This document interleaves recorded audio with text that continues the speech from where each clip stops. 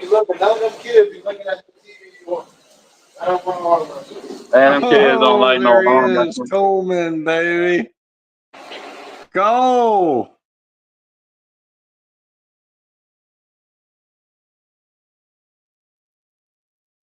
Oh, All right, hang on a sec. shit, like keep buffering. Yeah. Serve be stuck in here sometimes. I hooked to the Wi-Fi. Close to you in the office. Boy, Stillman, you were in the AKA Silverback spot for real. You got Cole over there cooking. Woo! Cole the real Will you silverback. marry me? Cole's like a rhino. Yeah, he's determined, baby. On a compact. We're watching King of the Table 12 over here at IHOP. Yeah. Got the table in Really? the dining room. Nobody looks like they want to arm wrestle us fucking two big motherfuckers. We're trying to fuck with them teenagers, but they look scared. That's why I like to bring people like what's his name, Alberto. He's so small, they don't mind arm wrestling with him. They think if they stand a chance. What happened I with hear your you. last live? Why it ain't last long? Goddamn David Kotlow being the top dog out of all of us administrators, including me, he cut it off. Goddamn Greg Brown had just came in after he cut it off too. We're talking about a Latina promoter, right? Greg Brown and Freddie Sanchez. That's who I'm talking about. Yeah, I was about to log in too, and then it ended. I was like, oh well. Yeah, well, I had to take that shit over. Who we got in here? Yeah, I need to just give me some time. I'm going to try and invite some more guests in here. Big whoop. What's up, gents? Can you hear me? Real low. Of course we can hear you. Hold on. How about now?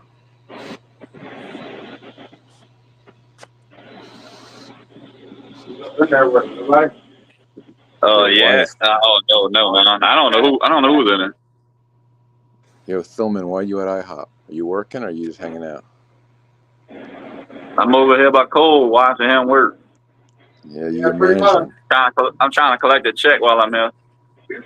Thilman's the manager. Cole's just the worker. Say You're what? the boss. I said, you're the boss. He's just the worker. Yeah. I'm used to being a boss, honestly. Cole don't want me to be his boss, though. He'll quit. Is he going to see cooking you dinner or what? I'm an asshole, bro. I said, is Cole cooking you dinner?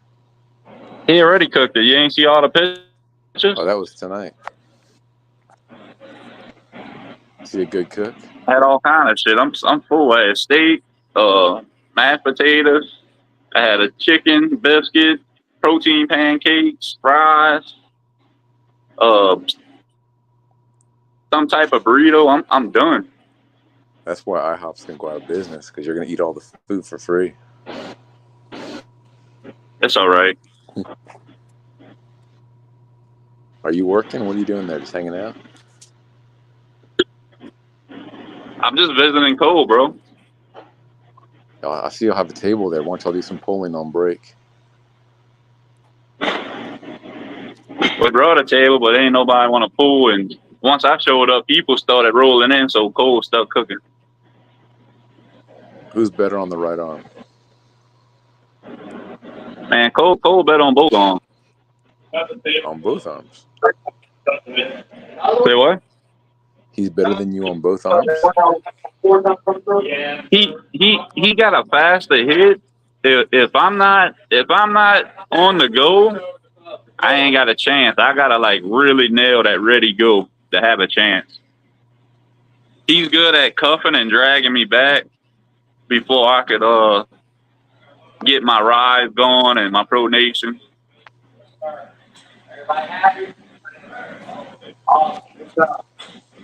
Eric Harlan, Uh, welcome back. Thursday night was the first time I actually got a two pins on him left-handed. I was surprised. Blow right through all. Go. Eric Harlan, why aren't you talking? I'm in a hotel with my daughter, so I can't talk very much. I bet you can't, family man. But I Exactly. actually That's why have, courtesy of Paul Italia, I got Greg Brown's personal cell phone number. I can't hear.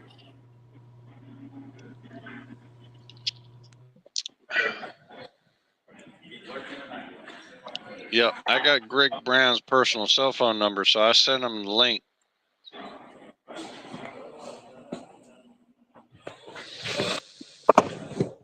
Say what was going on with that last live y'all had? Y'all was talking about a round robin. Yeah, so left-handed with Nanya. Nanya was flexing.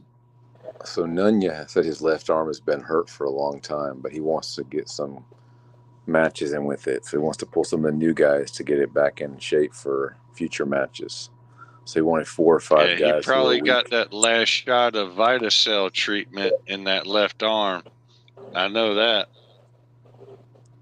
Seriously? Nice. So he's looking for 4 easy matches to get his clout back up. Yeah, well, easy ain't with me. He's too small for you. He's like 200 pounds.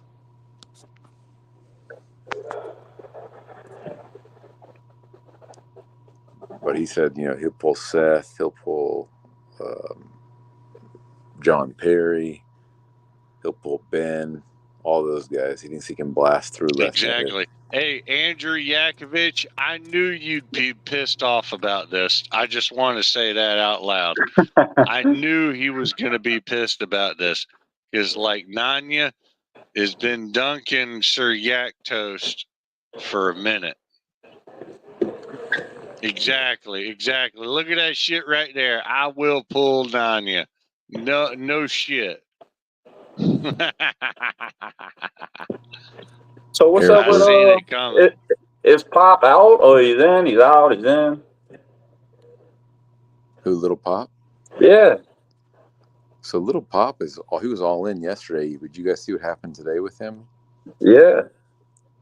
So he wants to start up this league called TAWA, Texas Arm Wrestling Association, which supposedly his father started up in the 90s. And so he was going to throw an event in College Station in Texas in January. So he reached out to the Texas Arm Wrestling League and said, do you guys have any conflicts for these dates? And they pretty much told him, well, the calendar's pretty full, blah, blah, blah. And he took that as a no, which they didn't tell him no, but they told him it's not really open. And he took that screenshot and then shared it all over the internet saying, these guys don't work with me and they don't want other leagues, and made a huge deal out of it. Yeah. I don't think that dude really comprehends what people trying to really tell him.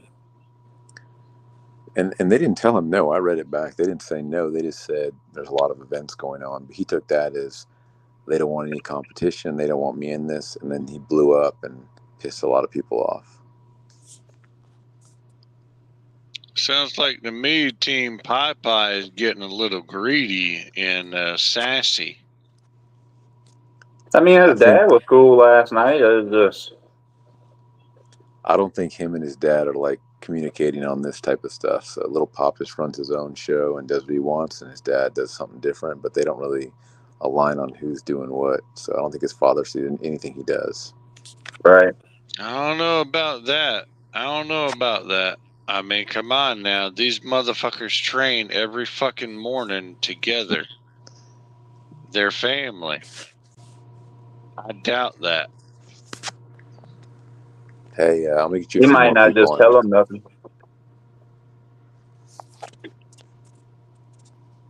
Eric, I'm gonna get you a few more people on here. Give me 1 second. Yeah, get Greg Brown's ass on here, damn it. He seriously came on right after you'd shut that shit off. I meant to leave, but not close it. I want Yeah, Yak. you meant, key word there.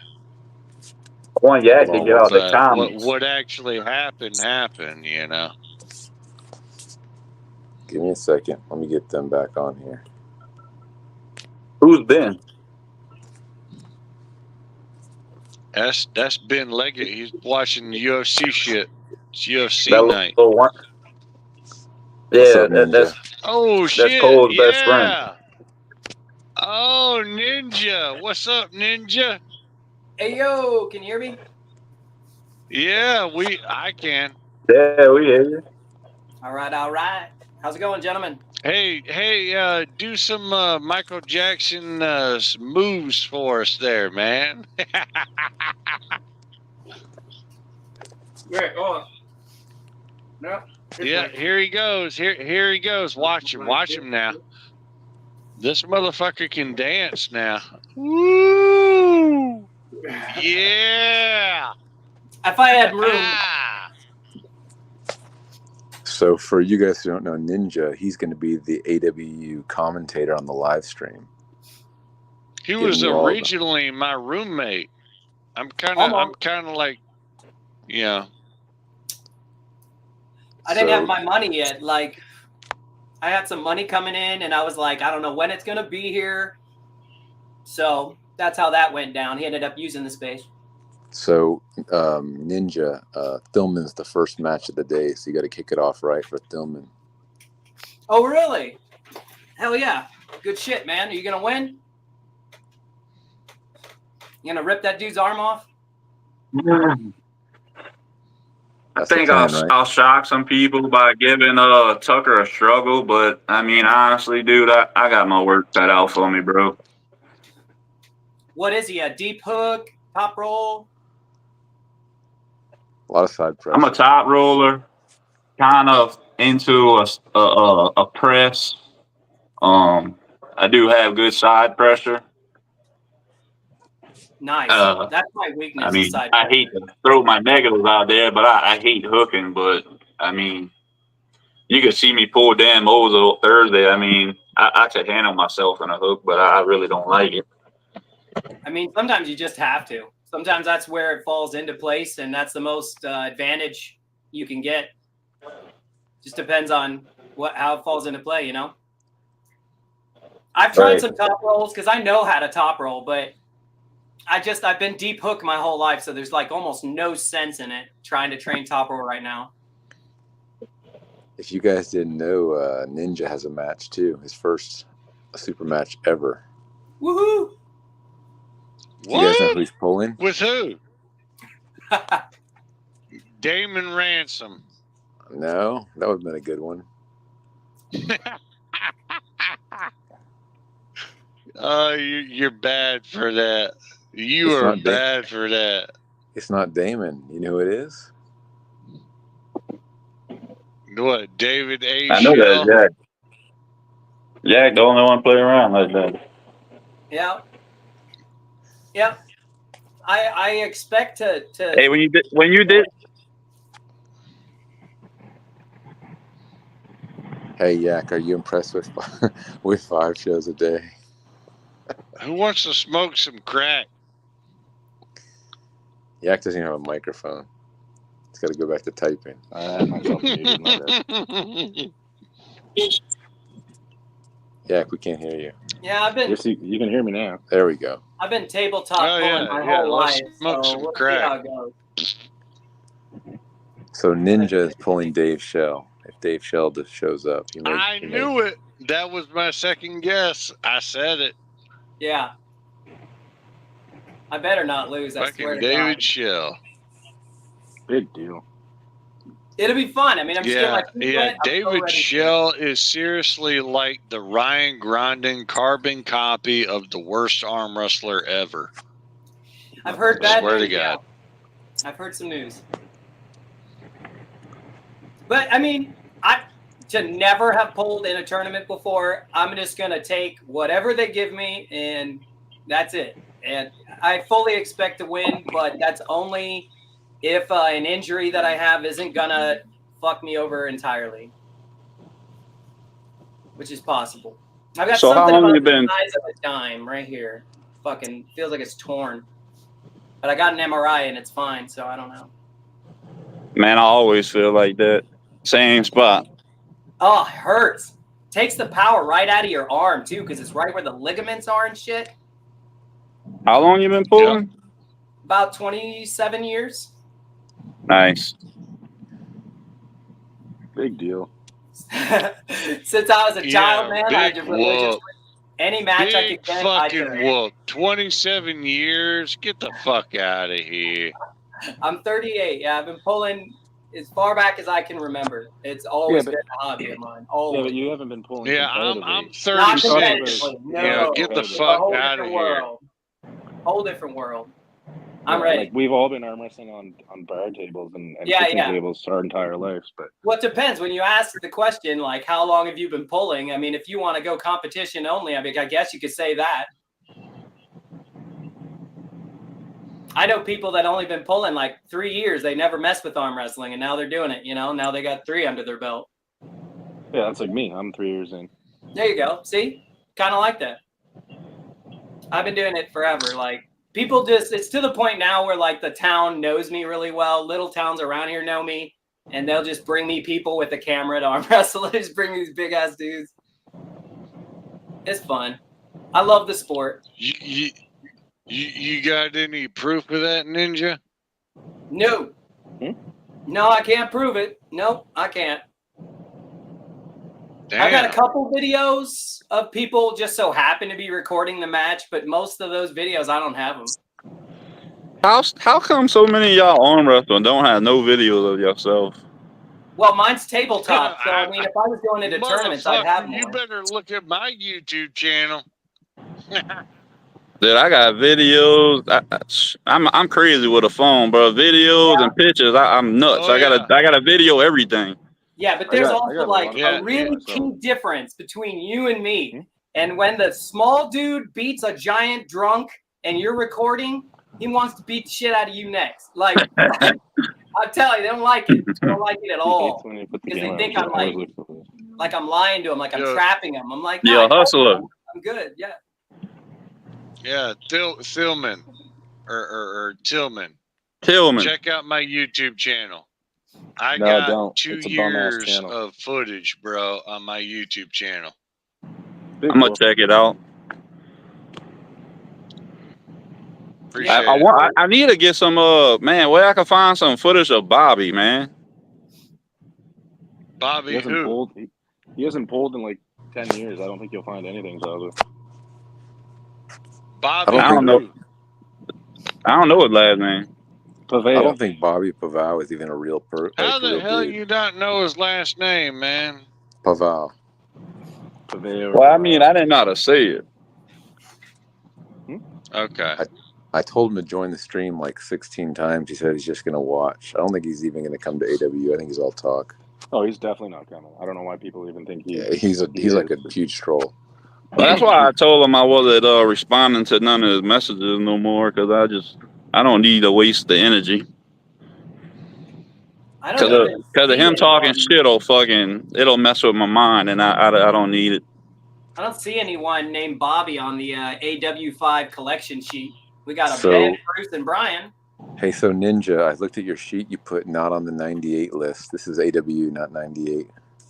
Oh no, but that informational piece there was just to let them know where I've searched. It's like if most of the people that I searched for their information and all that was through the 98. If I could find him on 98, and I let him know. It's like, dude, if he's not on there, I don't know what you want me to do. Yeah, a lot of those guys didn't answer your question, so I'll have to try to help you, or just we won't have any information for them. I got quite a bit of it filled out, but there definitely are some gaps. So what do you know about David. Thilman? I'm gonna test Ninja right now. Give me your facts on Yak, Thilman, and Harlan. Got any detail I there don't know you if I can gave speak you on? anything. Let's take a peek. Let's see what Ninja can come back with. Yeah, exactly. Everybody be quiet. I want This to is the hear test. this shit. This is the test. I only got what they give me. That's the truth. All right, go Harlan first. So they got that he won first place in SEC tournament in an amateur 220-pound left-handed four-round match. He's got said it was the last tournament in arm wrestling, buddy. I was close to last competed before he died in August of last year. What is that? Yes, one of his buddies pulled in the same tournament and he passed away. And so in honor of him, he was pretty proud that he won first place in the tournament that his buddy had been to prior. Very good. Keep going. That's 'Cause I actually told all, you that's more than all that. he put in here. But if you guys have info, No, that is not all I put in there. I put some artwork in there too. Keep reading. that was under,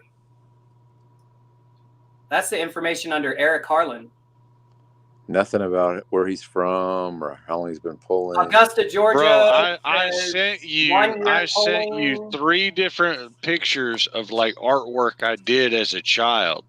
Yeah, I have them. I mean, what do you want me to do?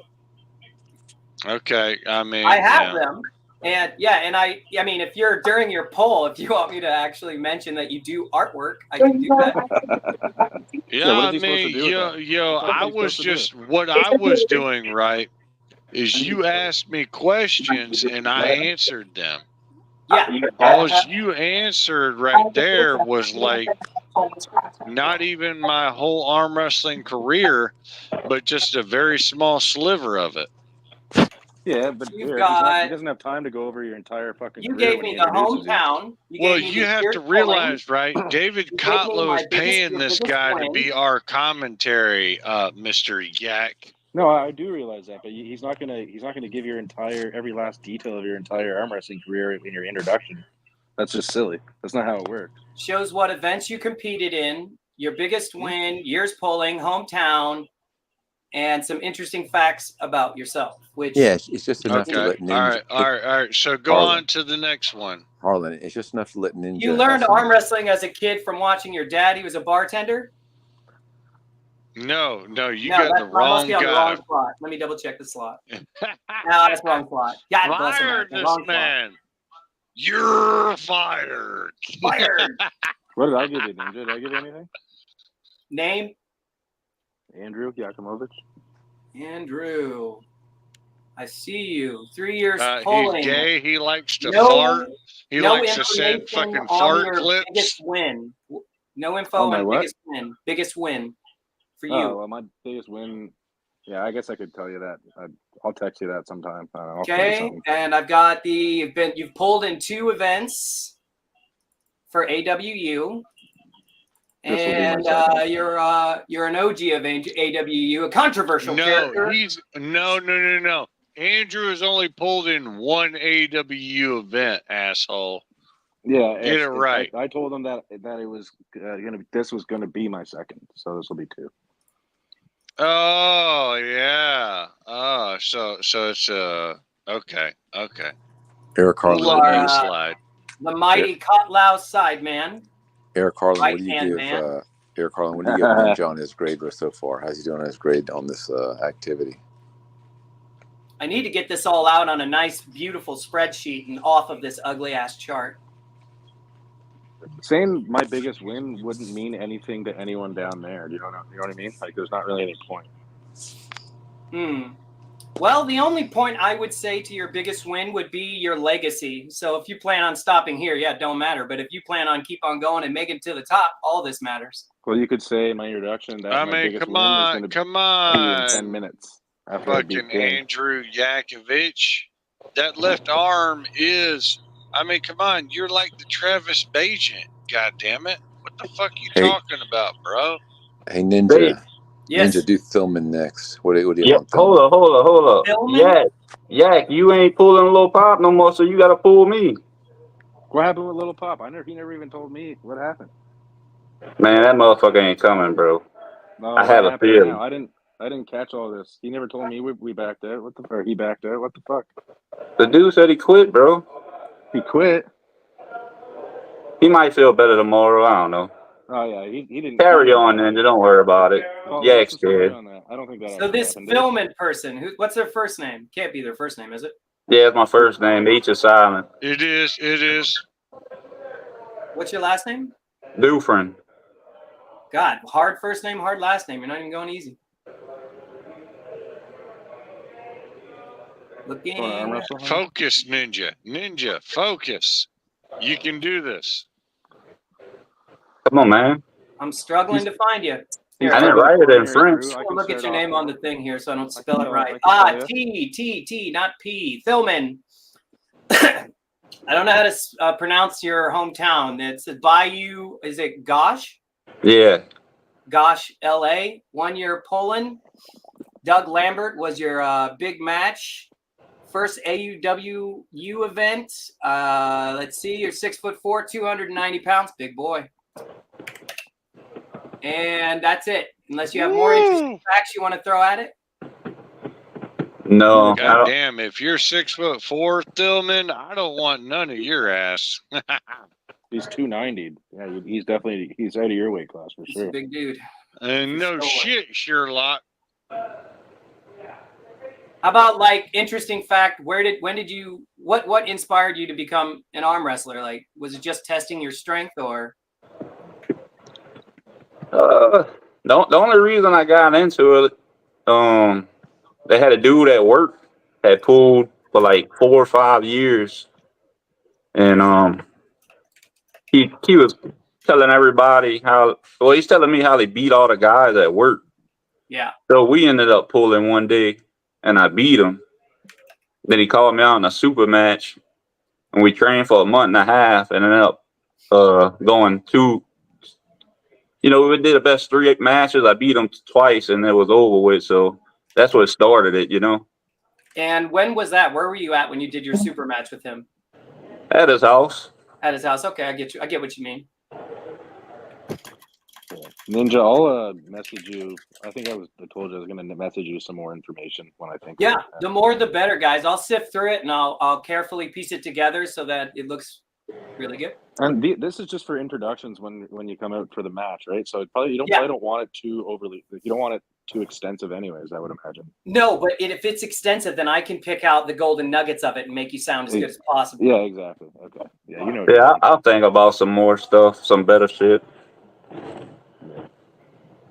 Got you. Inspired by his monstrous friend's strength.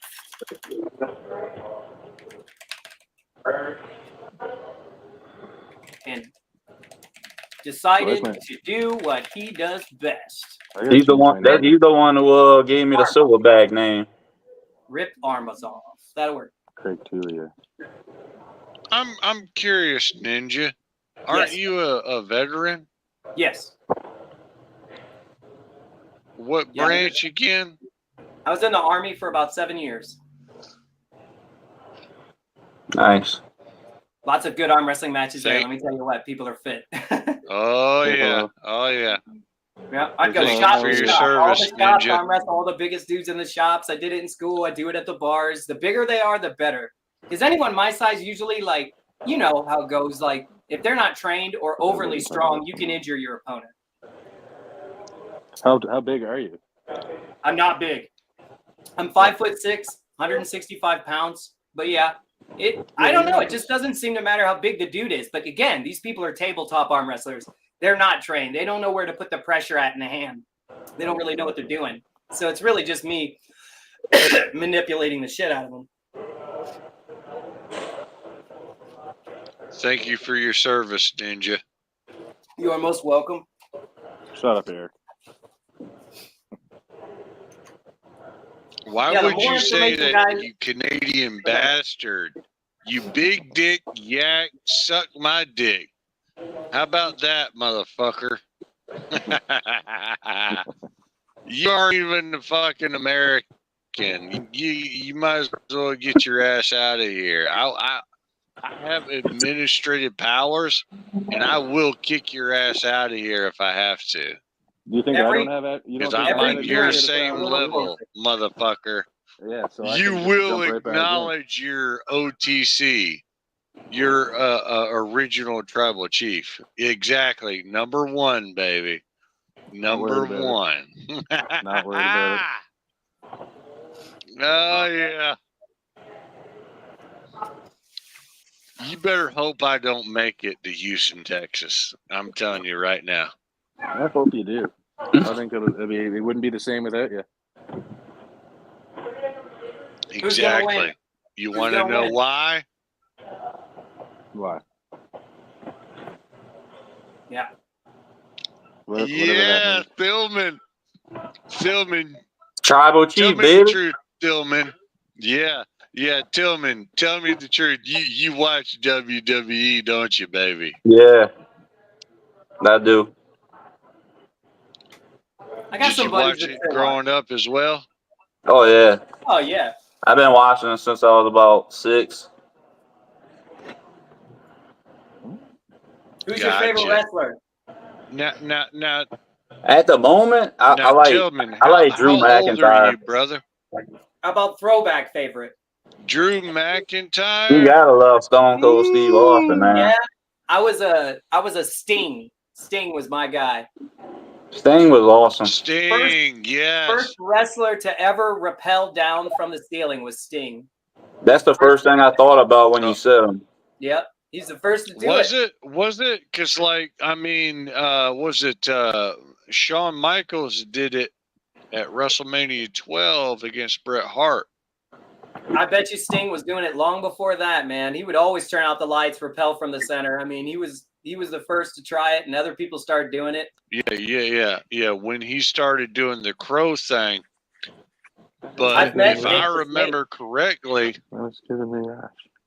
I have Jake If the I Snake's remember correctly- autograph and everything. oh, Jake the Snake.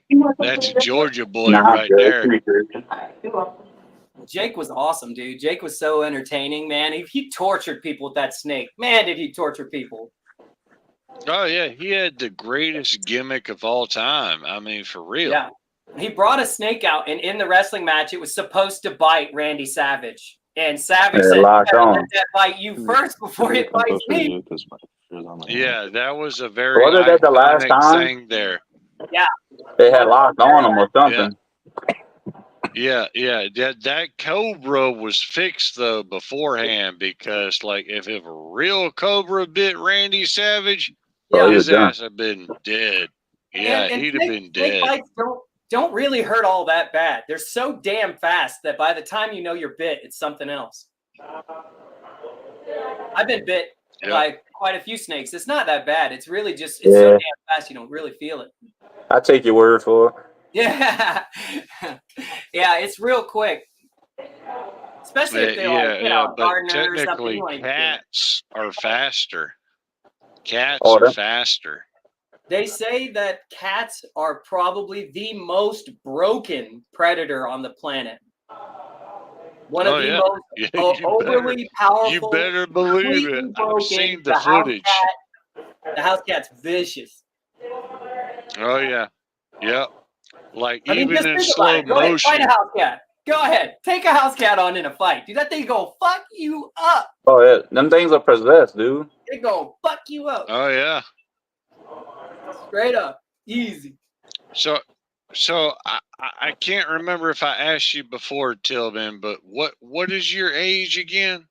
I just made 36 in August. Ooh, I was gonna say 37. Oh man, we are in the same age group, bro. And you said you started watching pro wrestling at 6 years of age? Yeah. Woo! How old are you, Eric? I'm fucking 36 too. I'm he's the in old the- man he- in the room. I'm the old man in the room. I'm older than both of you. I don't remember them. What you got over there? What you got over there, Matthew Ninja? I'll be 38 in October. Ooh, just 2 years. Okay. I call it a Look, Peter- Basically, Peter we Pan are all complex. born we are all born in what WWE would call the golden age with Yes, it was. Hulk Hogan, Hulk Hogan, the Ultimate Warrior, Jake the Snake, Yes. the Undertaker, fucking All of them.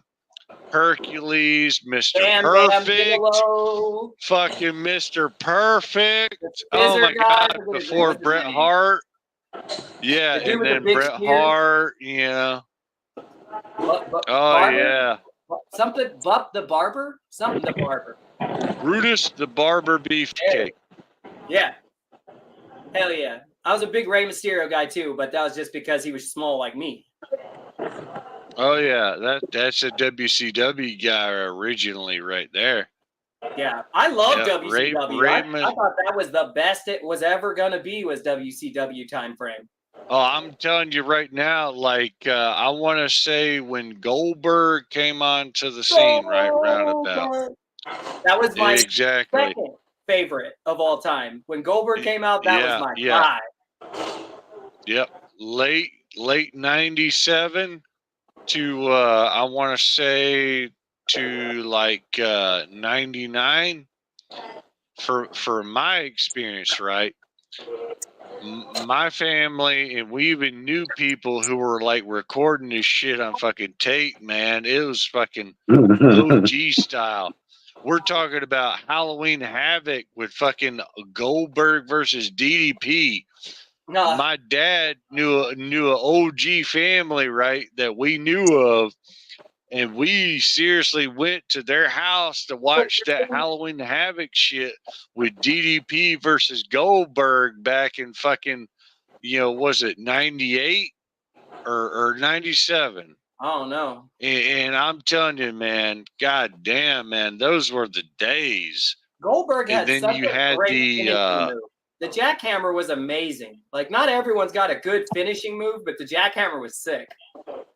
You know who you learned that from? Dean Malenko. Really? Yes, he did. He learned that move from Dean Malenko. Yeah. If you are a true Goldberg fan, and I really am, like, I mean, I followed me and my dad, goddamn, every night on Monday night, WCW. We were watching that shit, looking for Goldberg. Yeah. Every now and then, though, me being a kid, right?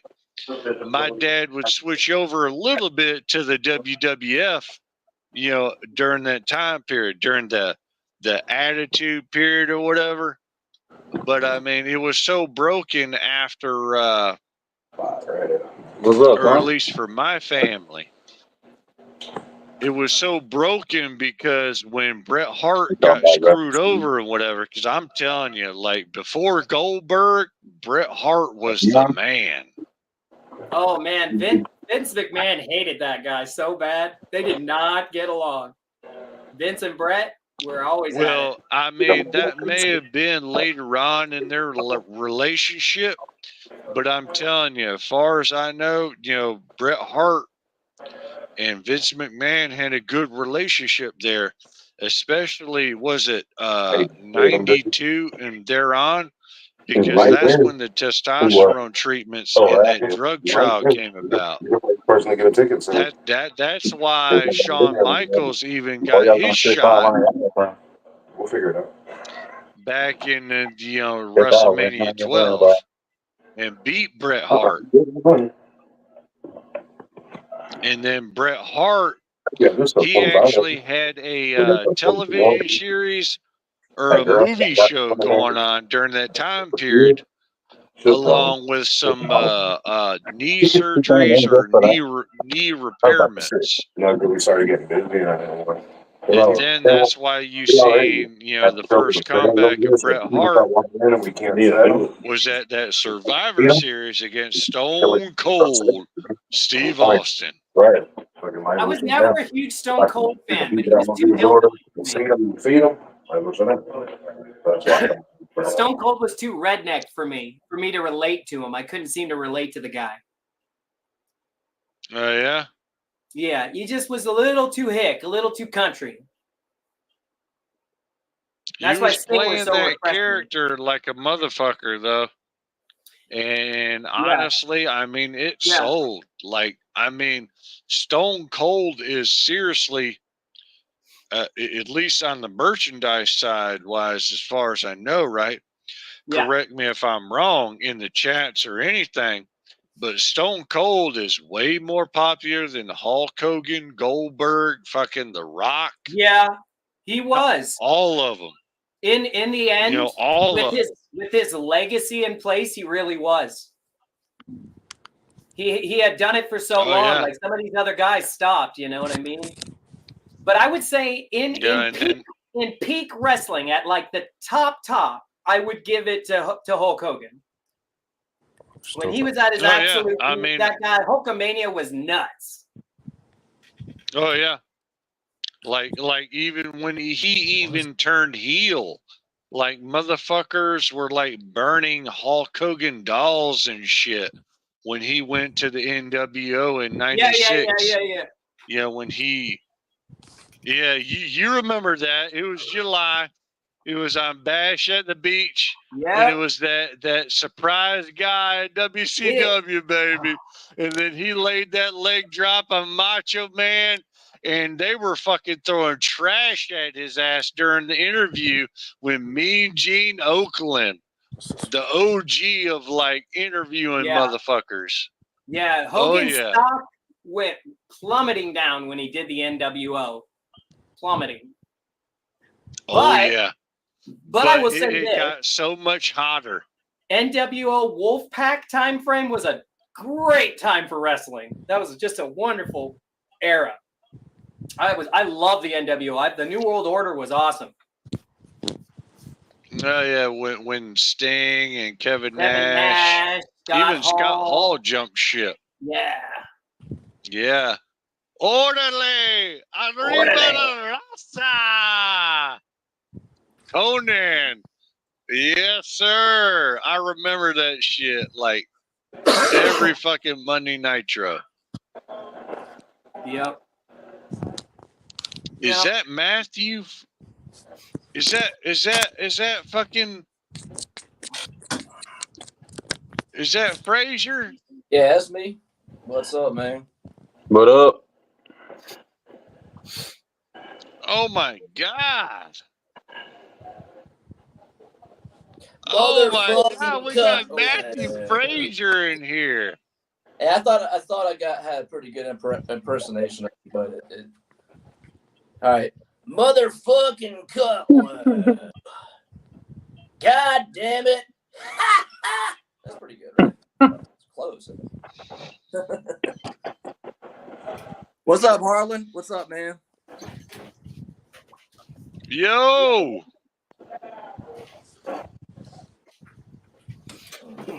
What are y'all talking about, Matthew Frazier, wrestling. You know I love you, brother.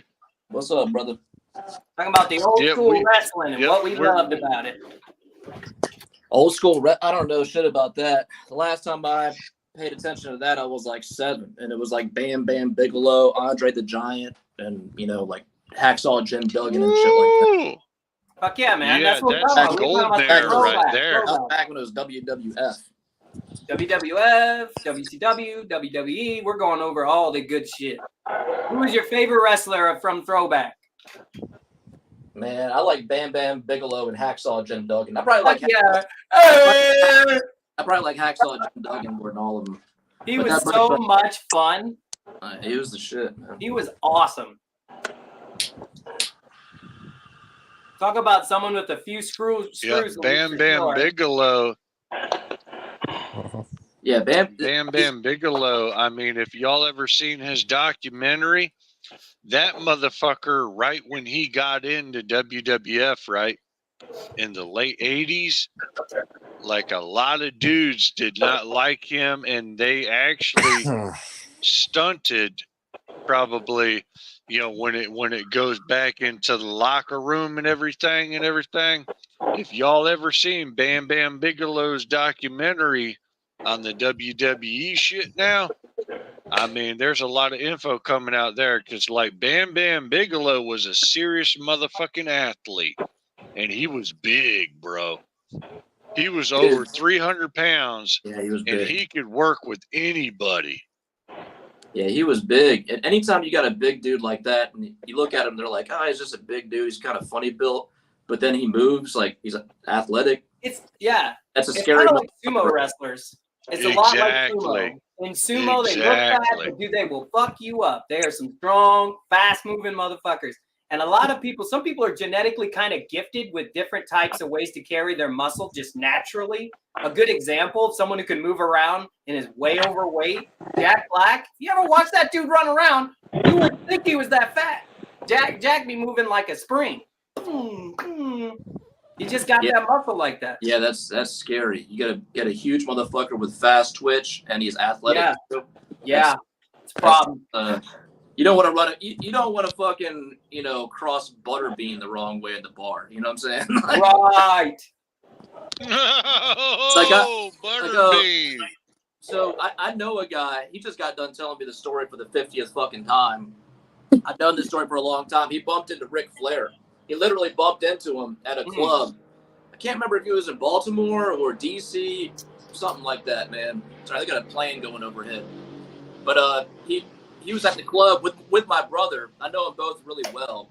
And Ric Flair was, I guess he's got a reputation as a party animal. And he bumped up my buddy Roy. I wasn't there. Bumped up against my buddy Roy, and Roy was like, "Man, this motherfucker here, I'm about whatever, And he turns around and it's fucking Ric Flair. Yeah. And Ric Flair is not by pro wrestling standards. Ric Flair's not a big guy. But when you see these guys in person, there's a little something different. He was like, dude. I mean, and my buddy, he's not like an athlete or anything like that, but he's 6 foot tall. 6 foot tall, 200. And he said that, when he saw Ric Flair, he was, and this was a while ago, this was probably 2 decades ago at least.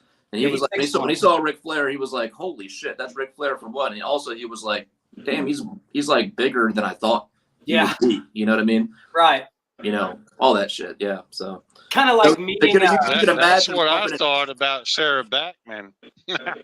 Like meeting a basketball player, and he's when I seen her September last year compared to everyone else. She's got, and then you meet him in real life, you're like, oh, fucker, 6'6". Yeah. Like Hacksaw Jim Duggan, he wasn't a big guy comparatively. I mean, it's easy to fall when you're standing next to like fucking Andre the Giant and Bam Bam Bigelow and shit. But if you saw like Hacksaw Jim Duggan in his prime, carrying a fucking 2x4, you'd be like, holy shit, that's a wide motherfucker. You know what I'm saying? Damn. Yeah. Oh yeah.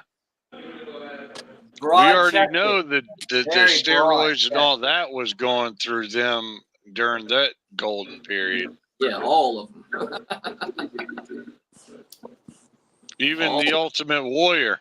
Whoops. Yeah, we used to do that shit when I was a kid. We'd tie up our like biceps and shit to get the cuts in and shit. Yeah. But did you know Ultimate Warrior was the first wrestler in history? Well, that's broad to say that, but to run to the stage. He was the first guy in wrestling to not walk. He just sprinted there. Oh yeah. Oh yeah. He started it. Yeah, he was the one who started people coming out running. Oh yeah. Yeah. Ultimate Warrior was a Gemini, and he was totally energetic. He was all about that life. He was popular for like a fraction of a second. And I just saw Golub. Is that how you say his name, Steve Golub? I just saw something pop up there. That was funny as shit. Where is he? I haven't seen him in a minute. Y'all didn't see that pop up on the screen, the Steve Golub clip? Somebody put it up there. Must have been Yak. Yak, did you put that up there? I'm gonna be the referee. Man. Yak's trying to get that tagline to stick. Okay, now this is epic. I highlighted that, Matthew. It's old though. It's old. Yak is persistent. Yeah.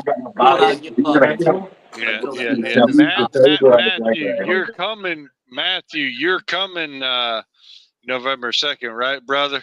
Yeah, I'll be there. Yeah. Oh, Other Matthew? Ninja or me? We're both Matt. I would seriously love to meet you and to like we could have like a few drinks, man, because like I've been following your shit for real. I'm a strange person. See, you got to specify because you got two Yeah, Matts. which Matt are you talking about? Me or the with the brick background? Ooh, I'm sorry, Ninja. I gotta put you second, darling. So But what? we're talking about Matthew Frazier right here. Yeah, I brung this guy into this group chat too. Like Matthew Frazier is a strong motherfucker. Hell yeah. And he's got Asian background. Now that You may just called sound him Ninja. racist, but when you know how Asians function, they are very disciplined motherfuckers. Yeah, man. And this shit everything can is go fucked. all the way back. Yeah. Yeah, exactly, baby. I mean, come on, we're talking about blood sport, baby. Y'all Yeah. know about that movie with Jean-Claude Van Damme with the I was- Kumite I was- and the soundtrack? I was good till that fucking Dutch bastard fucking threw that sand in my eyes. You know what I'm saying? Oh my God! Man, I fucking watched the Yeah. shit out of that movie, man. It's got that dude that was fucking in Revenge of the Nerds. You know, that was his partner. You know what I'm saying? The dude from he was that big old motherfucker. Yeah. Nerds. He was his partner. And then an old buddy that in the Kumite. And yet, remember he was in the hospital. He had like green shit coming out of his ear and shit. Yeah. And Jean-Claude had to take revenge on his ass. He was all fucking blind and shit. He fucking stirred that shit up in his eyes and shit. Oh yeah. Yeah, man. That dude's still alive. That dude the antagonist of that movie, the arch nemesis, he's still around, man. Oh yeah. Bolo. Yeah. His name is Bolo Yes, Young. he is. Bolo Young, yeah. Oh yeah. I know about him. Yeah. Goddamn, one of the administrators is pulling some shit right now. God damn it. That background music is not me. I can barely hear it. It's Yak or Nanya or fucking David Kotlow. God damn it. I'm about to start singing in a second. I can't hear it. I'm looking. Is it me somehow? I'm gonna mute myself. Oh, hold on. Let me try and diffuse this shit. I know what it is.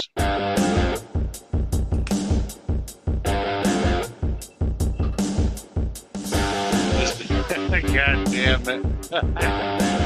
Son of a bitch.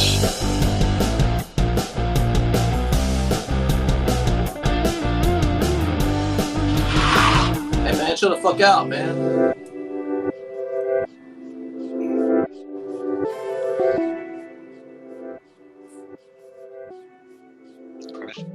I'm old now, man. I sit on my Porsche and people drive too fast. I be like, hey, slow the fuck down, man. Yeah. That's how it goes, man. That's how I spend half of my day is fucking shaking my fist at you. How old are you? Goddamn dog off my lawn. Matthew, how old are you? I'm in my mid-40s, man. Oh, really? Yeah. Well, I'm not the old man in the room anymore. I'm starting to feel old too, man. Well, I was telling my wife the other day, man. Tribal chief has taken.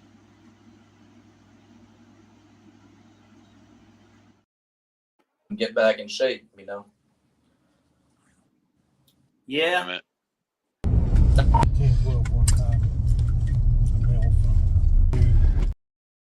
How you do that shit, man? I don't know how to use the StreamYard shit. I did not do that. I swear to God. God damn it. It's David That was Kotlow either or David or freaking Yak. Yak. Or, Yeah. yeah, it was. And also Nanya is administration. Oh, okay. These so son of a bitches are clowning. So hold on. So David, Nanya, and Yak are They're watching this right now. They're involved in Yeah, this. yeah. Their Oh, administration on here. what's up, motherfuckers? Yes, sir. Yeah, they're trying to silence my my Asian persuasion here, right? For real. Hey, Harlan, I will be By there the way- November 2nd, though, man. Barring unforeseen circumstances, I'll be there. I'm looking forward to it. Hope I'm Palmer really shows up. looking forward to meeting you, man. We'll have a few good drinks, you know. You're probably the only motherfucker who I feel comfortable with. Because, like, anybody else, I'd be like, when you get within hand's reach of me, like, I have so many fucking trolls, bro. Like, I've been in prison for fucking over 5 years, and I ain't playing with that shit, you know. These motherfuckers out here, they want to talk cheap. They want to use their words and this, that, and the third. You say that same shit behind bars, your ass will be dealt with straight up, ASAP. I imagine some of them that that you're gonna meet. More than not are just gonna be trolls, man. There'll be the occasional one or two that's probably on a level. Oh yeah, but most of them just having fun. yeah. Yeah. Yeah, I'm glad you came on though, brother. Yeah, I was about to pack it in. Really good. I mean, I've been seeing a lot of your drumming and all your skills, man. Like, you are a jack of all trades, probably maybe a master of some, but maybe not none, right? Yeah, I'm probably not a master of anything. By my own standards, I'm probably not a master of anything. But I just get interested in shit. So I just, So if I get interested in something, then I'll just pursue it far enough to where I'm satisfied that I had that experience and I understand it well enough, and then I'll lose interest and move on to something else. It's basically what I do with my hobbies, man. Yeah, but yeah, I got a lot of hobbies and shit. So where'd everybody go, man? Yeah. I am here. What's up? Who else? Yeah, hop on this Yep. bit. David, You're welcome, Ninja. Nanya, hop on. Arigato. Get on here. I don't know why you were kicked out, Ninja. What you got over there? You got some bourbon whiskey over there, Matthew Frazier? I grabbed this because I thought it might go well with the cigar. So it's kind of overpowering the cigar a little bit, but some scotch, Bunnahabhain 12 cask strength. It's all right. Yeah. Yeah. What's the proof on it? Is it 80 proof at least? It's 56.6%, so that's 113.2 proof. 113 proof. 113. God damn. Yeah, it's 56.6. So yeah. I've done that. Was it the southern? Is that fucking Louisiana? Was it? Damn. It's 100 proof whiskey Southern Comfort. that was made by a dude in Louisiana, I believe. Southern Comfort, I believe. Southern Comfort. Yeah. Yeah, that shit. Woof. Man, I drank a shit ton of that when I was like 20 to 22. I drank a bunch of Southern Comfort. The higher proof one, they got. I haven't drank that in forever. But back then they had the regular Southern Comfort, which I think was 80 proof, and then they had like a Southern Comfort that was like 100, like you're talking about. I think it was 50%. Yeah. I drank the shit out of that when I was a kid, man. Fuck yeah. I used to drink that and Bud Ice and sake. Like that, those three things. Southern Comfort 100, sake, and fucking 22 ounce. Whoa. You're speaking Ice House. You're not speaking English. What the fuck is sake? Sake is. What the fuck was that sake shit? It's rice wine. It's rice wine from Japan called sake. Yeah, it's So rice. they They ferment it with this shit called koji, which is it's like it's basically like how you would do yeast with beer. They ferment it with koji, and then Okay. and then they make wine out of it. They even distill rice mashes and shit, and make shit like shochu and shit like that. Yeah. But you know, I don't fuck with all that shit, man. So there's some good sake out there. I There's used some, to live in. Yeah. I I mean, used to live in Japan. I'm not gonna I lie. lived in Japan for 3 years. As far as I know, on my side, right, I'm not a true alcoholic, but what y'all were talking about just now, like, I am totally ignorant too. Oh, sake is But delicious. You can have it cold or hot. I prefer hot sake. yeah, your hot sake is like your fucking Gekikan or what's that fucking called? Shochu bai, some shit like that. But Yeah. typically, like your Gekikan, like it's got that green, black, red, yellow label. Is the typical shit that you will get that will be hot.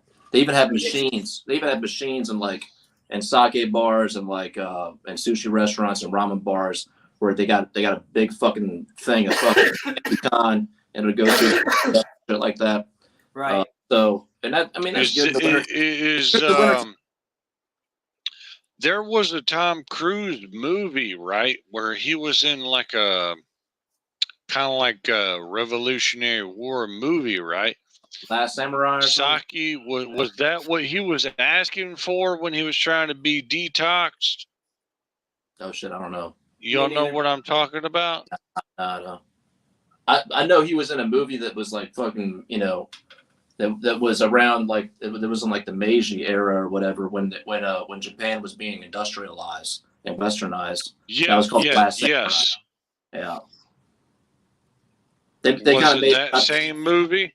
It might have been. I don't know. That's the only movie I know. Because like he what it was in that movie, right? Tom Cruise's character in that movie had killed the husband, right, of the female, and then all of a sudden, ironically, the female had took him in, and he was detoxing off of alcohol, basically. And I remember him in a few scenes. I think that was The Last Samurai. Yeah, that was The Last Samurai. Yeah. Yes, it was. That's right. The Last Samurai. That's right. He was detoxing, and he was saying, "Sucky, you know, give me sucky," or whatever he was saying, right? With an S Probably word. sake. Probably saying both sucky and sake. No kidding, right? Both of them shits. Yeah, something like that. They say then- Musashi? Yeah. Musashi? Yeah, and then he sobered up. Yeah, he sobered up. You know, he had to get his ass whooped by a wooden sword a few times in the bud and shit. You know, he had that one dude that was that, you know, it's a fucking round eye motherfucker. You know. So Matthew, do you call yourself Matthew or Matt? Nah, either word doesn't matter, man. I don't care. Like my family is the only one that calls me Matthew. You know. So you're Asian? Puerto Rican. No, Puerto Rican. Okay, I was gonna trip out because I was like, "There's no fucking way." I'm not Puerto Rican, man. What are you? I'm half Japanese and half Scotch, French, Irish, Dutch. Genki desu ka? Yeah, I don't speak Japanese. I was not raised. Oh, this new. Yeah. Mada. I just said I don't speak Japanese, man. I'm American. I'm American, man. No, I said, is that so? Oh, okay. Interestingly, my mother did not raise us speaking Japanese. She wanted us to be American. Yeah. So. Well, it worked. Look at you now. Got a freaking whiskey in your hand and a cigar. You made it. Yeah, those government checks are paying off, man. I feel you.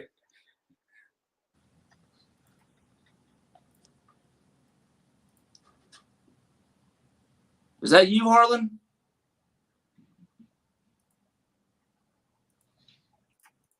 Is that you, Harlan, top left? Yeah, that's okay. Yeah. Look at this filter, man. I look like I'm 10 years old. I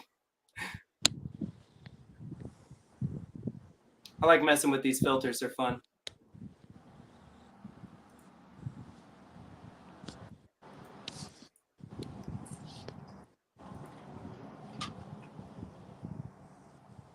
There we go.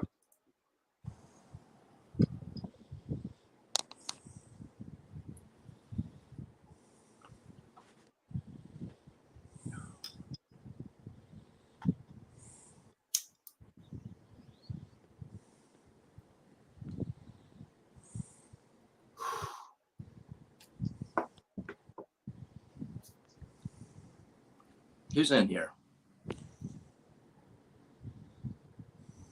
I do not know. I'm about to bounce anyways. I got shit to do. But it was nice. Come on! Come on, Shane!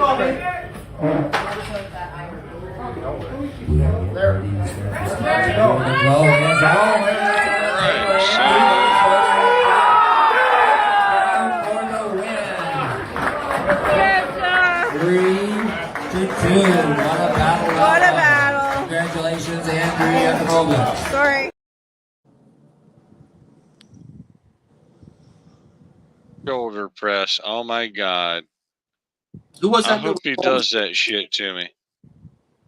I hope Yakimovich does that shit to me right-handed. I swear to God, because like, as opposed to my actual strong arm, my left arm wrestling wise, I want him to do and try that shit. Now, I'm glad he shared that shit because he's giving me tidbits, just like Clinton Pickering. Was that Yak So- in that video? I didn't catch it. Yeah, that was Yakimovich, You pulling him right hand? right-handed. Just right. Yep, just right. Oh. And then I'm pulling left-handed Clinton Pickering, the Punisher. Okay, I've never gripped up with Clinton left-handed. I gripped up with him right on afters, but never left. And I know that Yak, it's no secret that Yak has some damage to his right arm that's probably lifelong. Yes, sir. Yes, sir.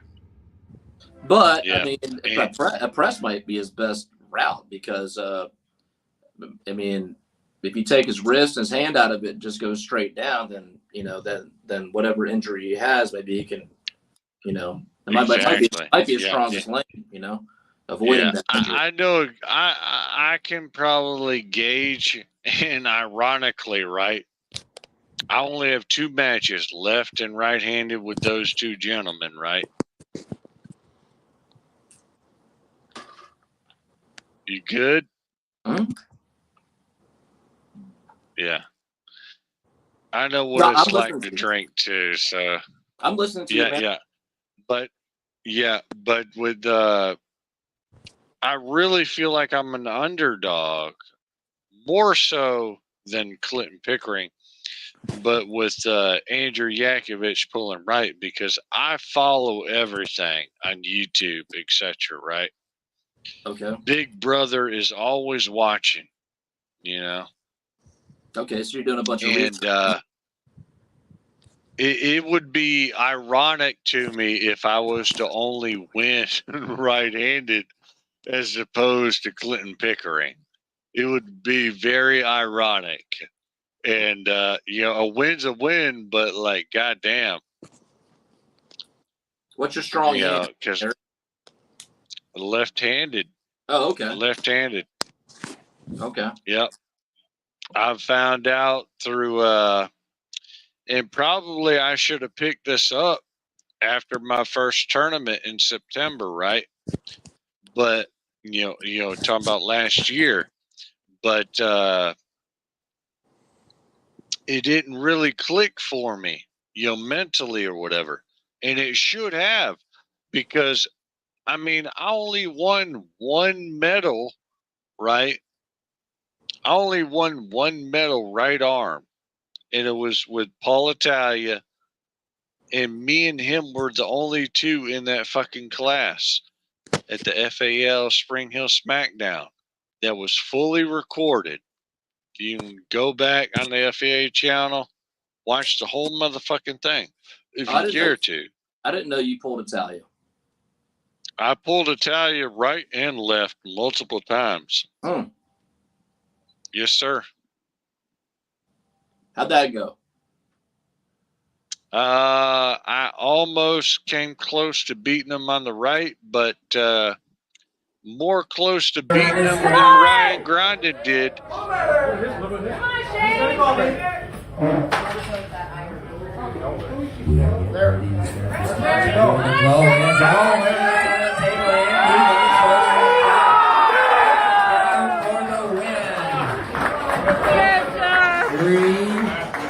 What a battle. Congratulations, Andrew Yakovlevich. Sorry.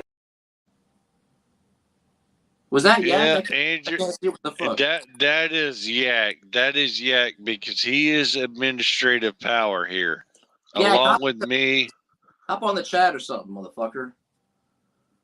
Yeah, he's being gay right now. But anyways, Bless you know, him. Ryan Grondin caught Paul Italia in their match right in March in a Okay. King's move, right? Okay. Stopped him or whatever, hooting and hollering, Well, like, oh my God, you know, I stopped Paul Italia from his top roll and blah, blah, blah, Okay. trying to debunk me. But if you look at my footage, right, and even know the background, like I remember telling Paul Italia, even before that day of the tournament, me and Paul Italia were kind of like, you know, strenuous. We were going back and forth, kind of. But I told Paul Italia, you know, I'm risking an injury because, like, I was still having some shots of pain in my my brachii, you know, in my brachii area on my right arm, right? Yeah. Before that tournament. And I went in it. I took and not a lot of people know this true story, but kratom, right? If you know anything about kratom, I don't. What it is, kratom is actually a drug or actually a pill you can take, right? If you're trying to come off the hard drugs and opioids. Okay. You know, But- I think I have read a little something about this, but I don't know much about it. Yeah. I knew a buddy, right, who was actually on some hard shit, who introduced me to this as a alternative to taking fucking BC or goody powders, right? You know, for the pains and the, whether it's in the brachialis or the elbows or whatever. Yeah. You know, he told me about this shit, right? And I had taken 12 kratom, and then eventually I wound up barfing in a porta potty, right? I wound up seriously before that FAL. I swear to God, it was like 8 Mile kind of like shit. Shit. Like I went to that porta potty and I barfed and I felt better afterwards.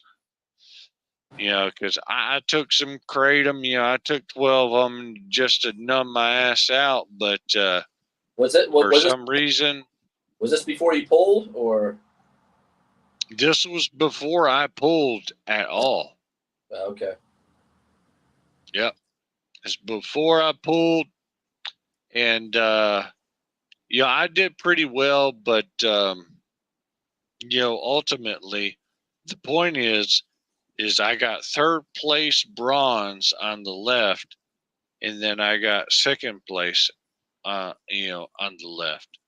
All right. Cool. And Shit. like I said, Podium both you know, hands. the only How many entries were there? There's a lot of entries, or how unfortunately there was not a lot of entries as opposed I'm going to to like say Nanya was like- not as good as I thought he was from his training videos.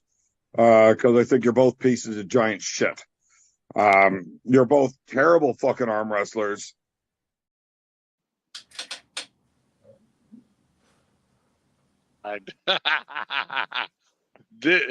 okay, Mr. and Mrs. I want to hear the Asian speak. Okay.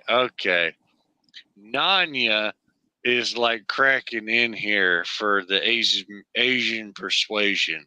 So I'm going to give the floor to Matthew Frazier. I don't know what to say. What are we talking about? We're talking about Nanya.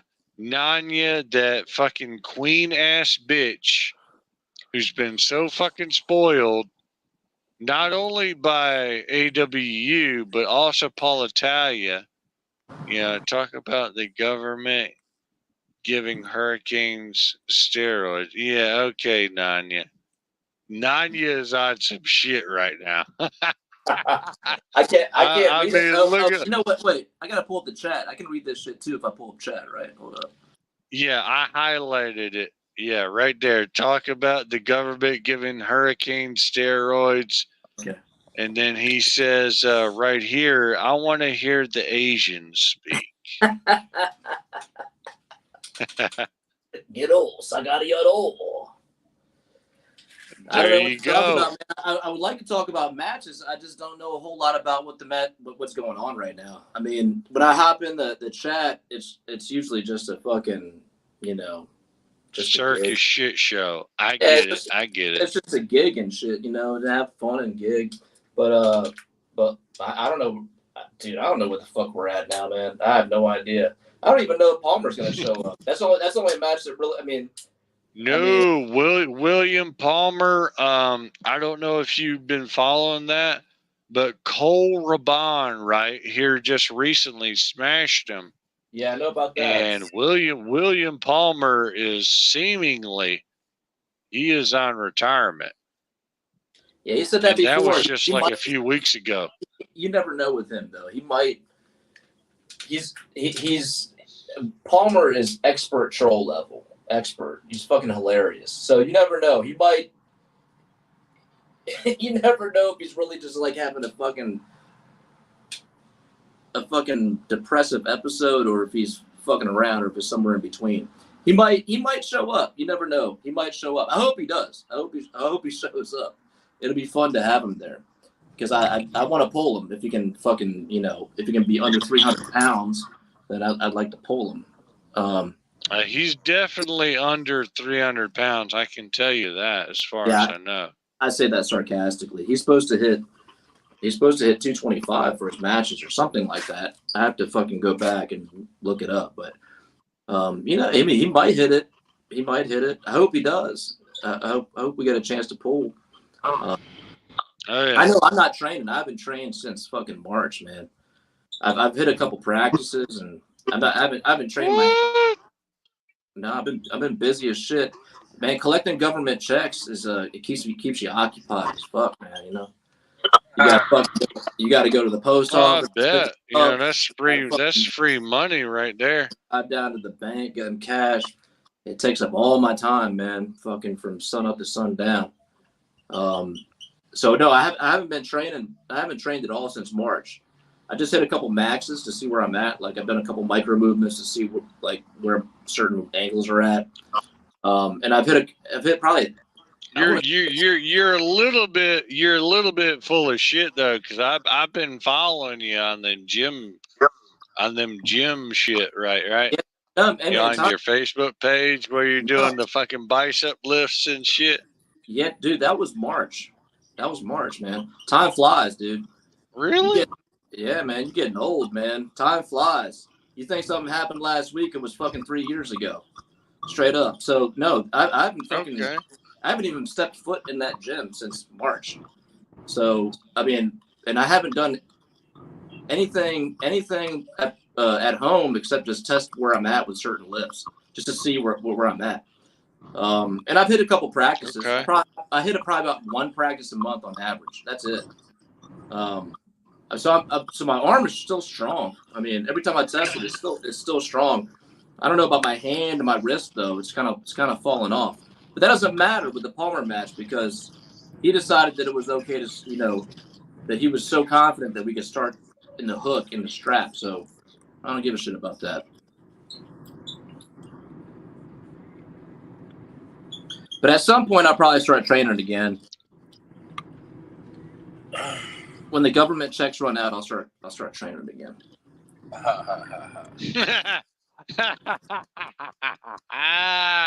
Hey, Flavio. Oh my god. Hey, yo, Flavio, the sledgehammer's in the fucking garage. I used to walk around the neighborhood with a sledgehammer and like trying to train up certain shit, you know, while I'm fucking walking and shit. I try to kill way too many fucking birds with one stone. So people would be looking at me like, "What the fuck is this dude walking around the neighborhood with a sledgehammer? What the fuck is he doing?" Yeah. That's why Flavio's asking that. Gotcha. It's funny though, I man. don't even know nothing about that, and we're actually Facebook friends. Yeah, that was probably like 2 years ago, man, when I was doing that. Well, once again, time flies, man. But it's interesting, man.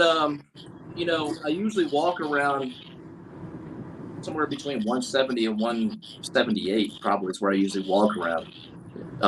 Gotcha. And I really let myself go for this Palmer match because, you know, I'm pulling a behemoth with an unparalleled press and all that, and he's so heavy and so big. So I was like, fuck it, I'll gain a little bit of weight. I'm going to tell you right now, it's probably not legit, and it's not really in stone. I think I have a good grip on where Palmer's strengths are. I don't think I have a very good grip on whether he's going to show up to the event or not. It's part of the entertainment. You know, is he going to show where he is he not? He's kind of, you know, he's went ghost because he's focusing on other shit supposedly. But you never know, man. He might pop in a week before and, you know, and be hyped about it. But either way, I feel like I know enough about Palmer. He's very strong if he gets into a certain spot, but he'll never get there with me. And even if he does get that spot, I probably just hold him. I could probably just hold him on my bicep. Seriously. I'll tell you this. You better watch his press. Who's that? You better watch his press. Who is that that's talking? Ben. Ben? Yeah. Ben from the chat? Yeah, that's correct.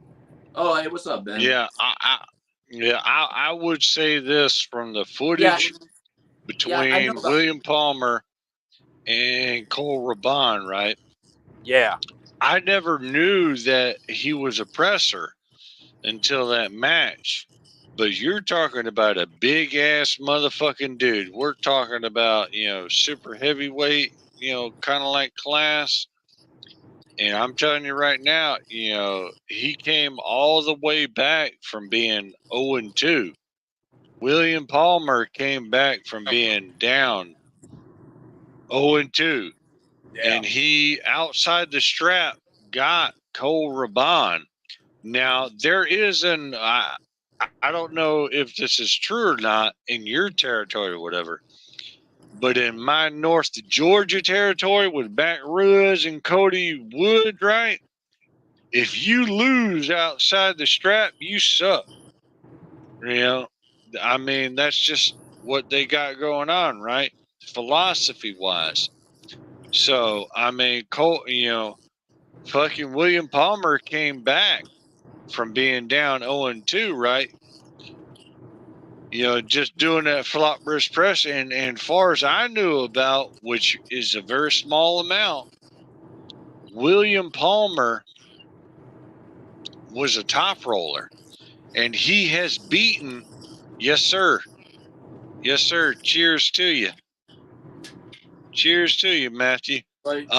But yes sir, but I mean, William Palmer has beaten Nanya right-handed. Now, granted, that was a young version of Nanya. So maybe we need to see the rematch on that right-handed wise. If you can get Palmer to show up. The thing so I'm pretty well aware. Now, I don't claim to know everything about him, okay?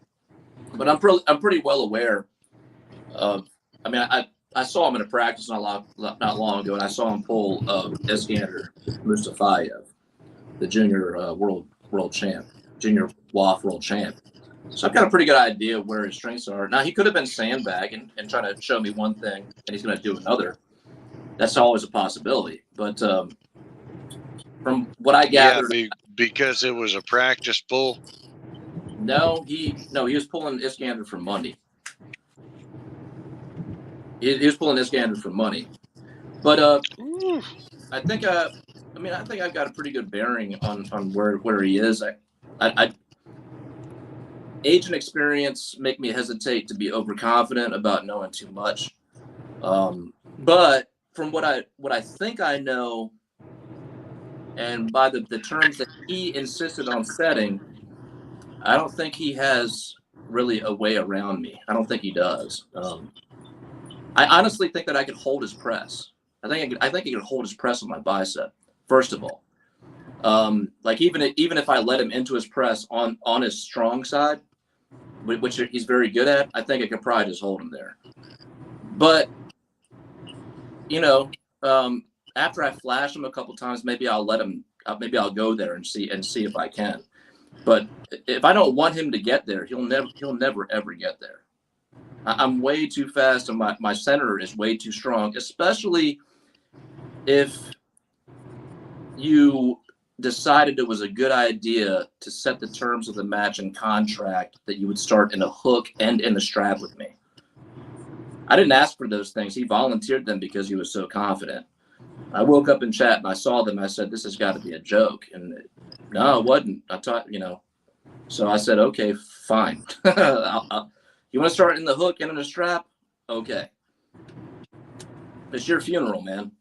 So, yeah, no, I mean, this is not so like you're really strong on the inside, obviously, inside pressure. It's pretty good. It's pretty good. Yeah. I mean, yeah, it's pretty good. I won't go into details, but it's pretty solid. Yeah. I mean, Well, most of my I'm pretty sure how Cole Raban beat William Palmer with that flat wrist press is he didn't let him get inside on the setup. Palmer's really, if Palmer worked on his defense, he'd be a lot better.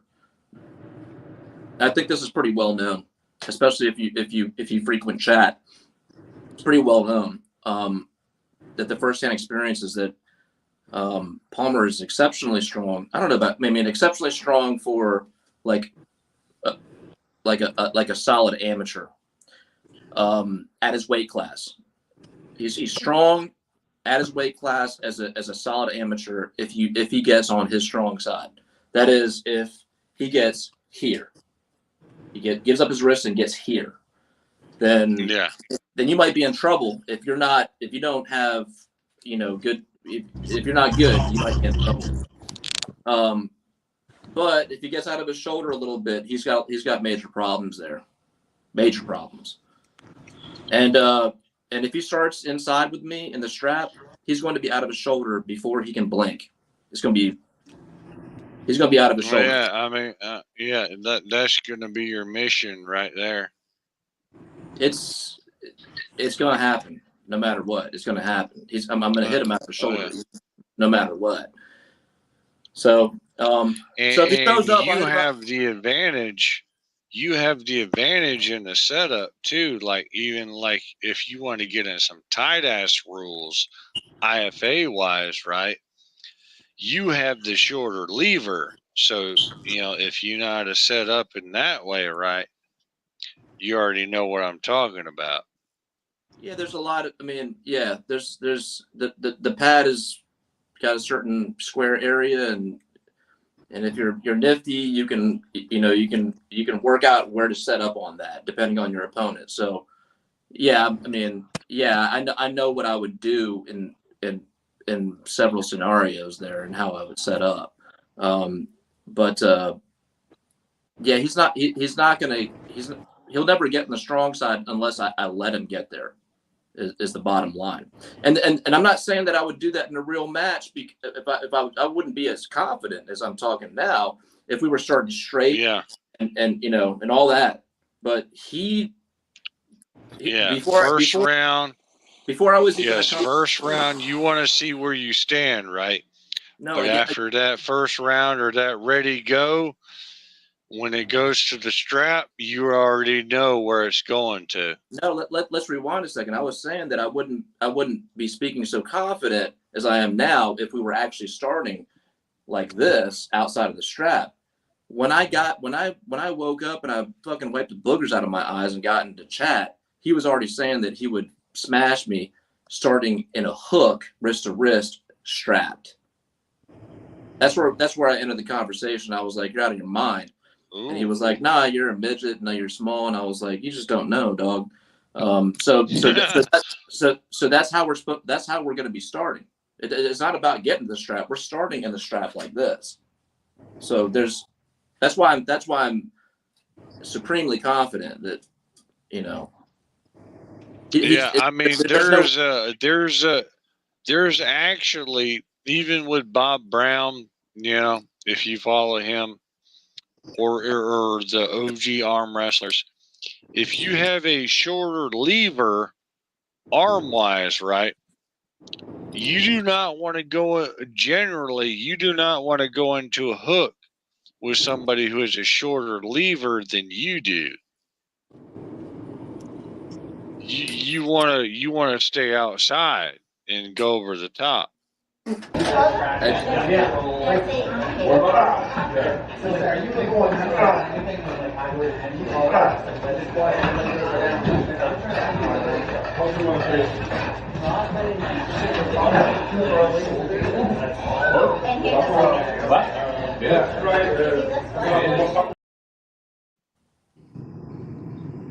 Yeah. Stop that shit. God damn it. David Cutler, stop that shit. What the fuck? I am not doing that. So who's on the roster? Hey, Cutler, fucking jump in here, man. Who's on the roster? I swear to God, David Kotlo, Yakovich, and Nanya, I will post a picture. What is it? No, not that way. But in the this way, this way, camera wise. I swear to God, I will post a picture of my fucking dick. Y'all want to fucking play? Please don't. Yeah. Well, I mean, I know you don't want to see it, Matthew Frazier, and I'm glad you came on. But these motherfucking clowns as administrators are, I mean, you already see it. You know, who cares? Blah, blah, big deal. Hello. You know, all the fucking shit. This is David Kotler's bullshit. He's pulling. Kotlo, man, hey, fucking jump on, man. I want Kotlo. Yeah. I want Kotlo and Nunya and the fucking Yak to jump on, man. It's fucking. Yeah. Yes. Here you go, David Kotlo. Bring your ass on with the troops. Harlan Earnhardt needs to take a piss.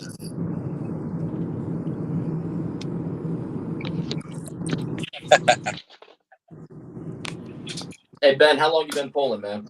About 8 months. I see you're like a posting top roller, right? Yeah. I've been working on a lot more shit though. I actually been preparing for this for the last 2 months very heavily. This is the first time I'm healing for 3.5 weeks right now in a very long time.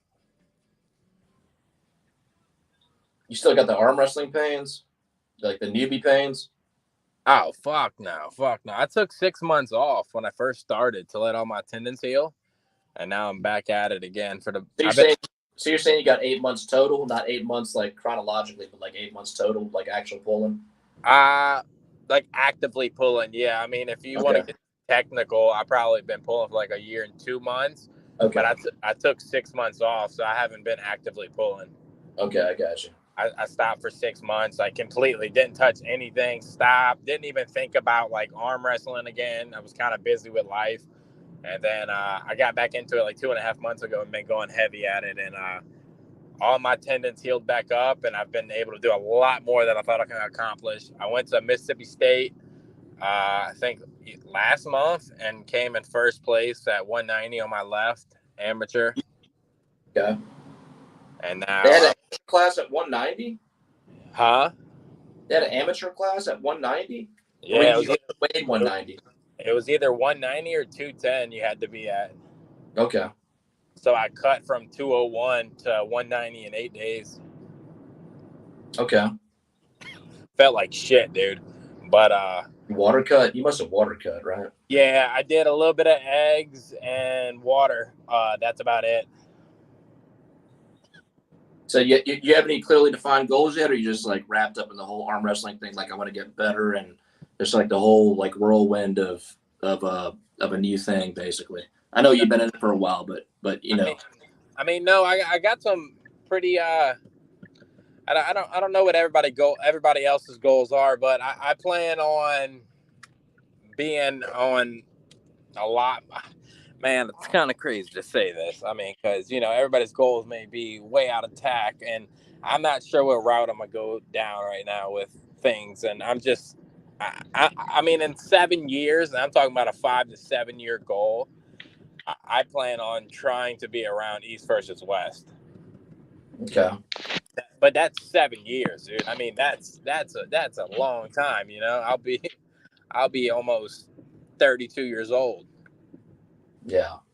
I mean, but, you know, everybody has long-term goals. Right now, I'm trying to get basically out of novice, go to pro, you know, win 2 more tournaments, go to pro, get humbled by all these pros out there, work on a bunch of technique, start winning a couple, losing a couple. You know, you get your good and your bads. Right. I mean, I'm basically just trying to, I'm still training, man. Like I haven't ever fully healed completely since I've went hard for 2.5 months. I mean, I pulled 50 times on my left last Thursday and 30 times on my right. Like I'm fucking and just trying to build my endurance. So when I get in a match, basically if we're at the same level, but you have a little more strength, I can stay in a hook with you and sit there for a couple, you know, maybe 30, 40 seconds. Hopefully that's what I'm trying to build. And then hopefully you wear out and I can come back in and fucking pin you. That's what I'm trying to do, is build my endurance. Cause I mean, strength is great, but if you can't pin somebody, it all goes on endurance at the end of the day. Yeah, it's a complicated sport. It's more complicated than, you know, a lot of people realize, especially the casuals. They don't know how nuanced of a sport it is. It's difficult to describe and quantify. Like, oh, I'm 5% stronger in this angle and blah blah. It's very complicated. Yeah, I mean, because you could have strength, but if you can't pin somebody, at the end of the day, that shit goes on endurance of how long can you fucking hold that, and if you can hold that, can you come back up on pronation and fucking pin him? You know, it goes with strength, and it's like, okay, if I beat him twice, cool deal. You know, I got 1 more to win on a 5 round. But if I can't win that and this guy's holding, it's just on endurance and who pulls more, who has more experience, who's been doing it longer. Yeah, it's definitely strategy comes into it as well. One thing that comes to my mind, right? Yeah, I want to ask both of you gentlemen, do y'all take collagen? I don't. No. You do not take collagen. Okay. Ben, do you take peptide or y'all need to do your research, like for real. I just started collagen peptide powder, right? And it comes from cows. Straight up. I'm telling y'all right now. That's the number one shit. foundation way that you need to start as an arm wrestler is you need to take collagen, or in the grocery store you can go to the it's in liquid form, and this is the natural way to get collagen, right? Isn't this the hormone shit? It is. No, it's not hormone or whatever. I mean, you get this shit in the grocery store and also in the grocery store. Yeah, but that's for like your hairs. That's for your hair, nails, and all that, right? Yes, you already know what I'm talking about a little bit. You need to be taking that for your joints and your ligaments. Yeah. Because I'm telling you that right now, basically, when I started arm wrestling, that's what I did. And I'm only just a sliver, right? I'm just a sliver over being in 2 years into the sport, right? But there is a natural way you can get collagen. And I'm going to tell you right now, in the grocery store, you want to look for chicken or bone or beef. You want the beef kind because it gets more than the chicken. It's the bone broth. It's liquid form.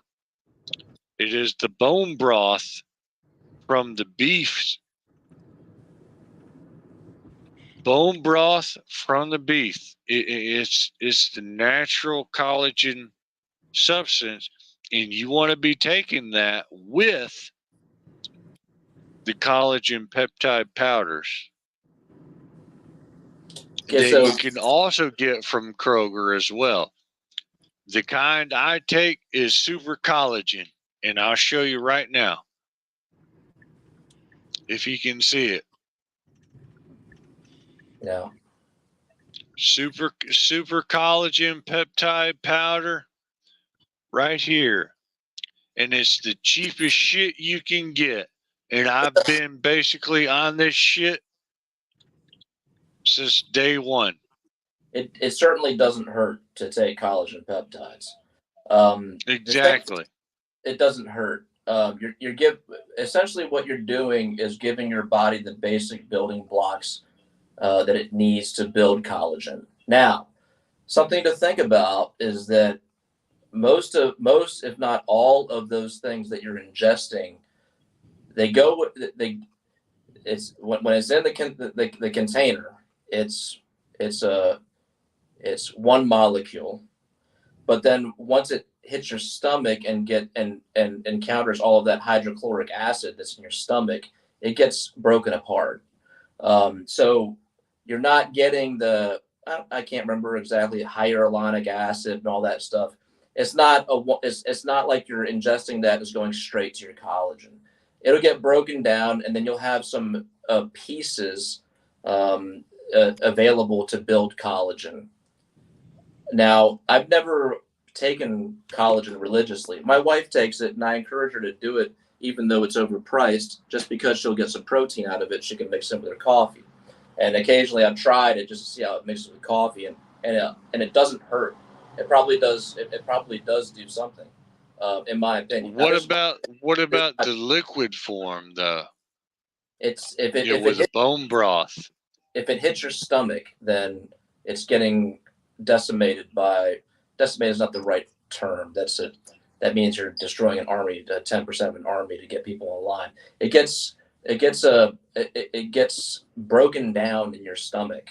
So what you're taking doesn't end up being the same thing after it hits your stomach, because your stomach it breaks it down into other things.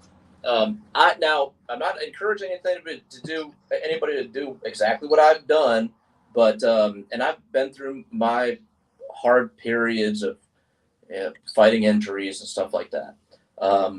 But it is a fact that you need vitamin C and manganese, amongst other things. But vitamin C and manganese in order to repair tendons.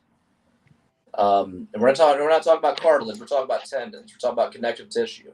And for arm wrestlers out there, when we're talking about connective tissue, we're talking about this connective tissue right here, if you're a hooker, and we're talking about this connective tissue if we're talking about a top roller. So manganese and vitamin C, you get enough of that in a good multivitamin. And if you're taking like a whey protein, you usually get most of everything that you need. That being said, if you want to take a collagen peptide on top of that, it certainly won't hurt. It probably will help a little bit, honestly. But I think the effect of which is maybe slightly overblown. anecdotal evidence, Harlan, you attest to its efficacy, and that counts for a lot. If it works for you, it works for you. But I've never religiously taken it, and my pulling style is very heavy on connective tissue. I get in bad positions. So And, you're a whey protein guy, right? I'm not very good at getting enough protein. I'm just saying that a scoop of protein has most everything that you need. It has the whole array of amino acids and everything you probably need for your body to synthesize whatever proteins it needs to repair itself.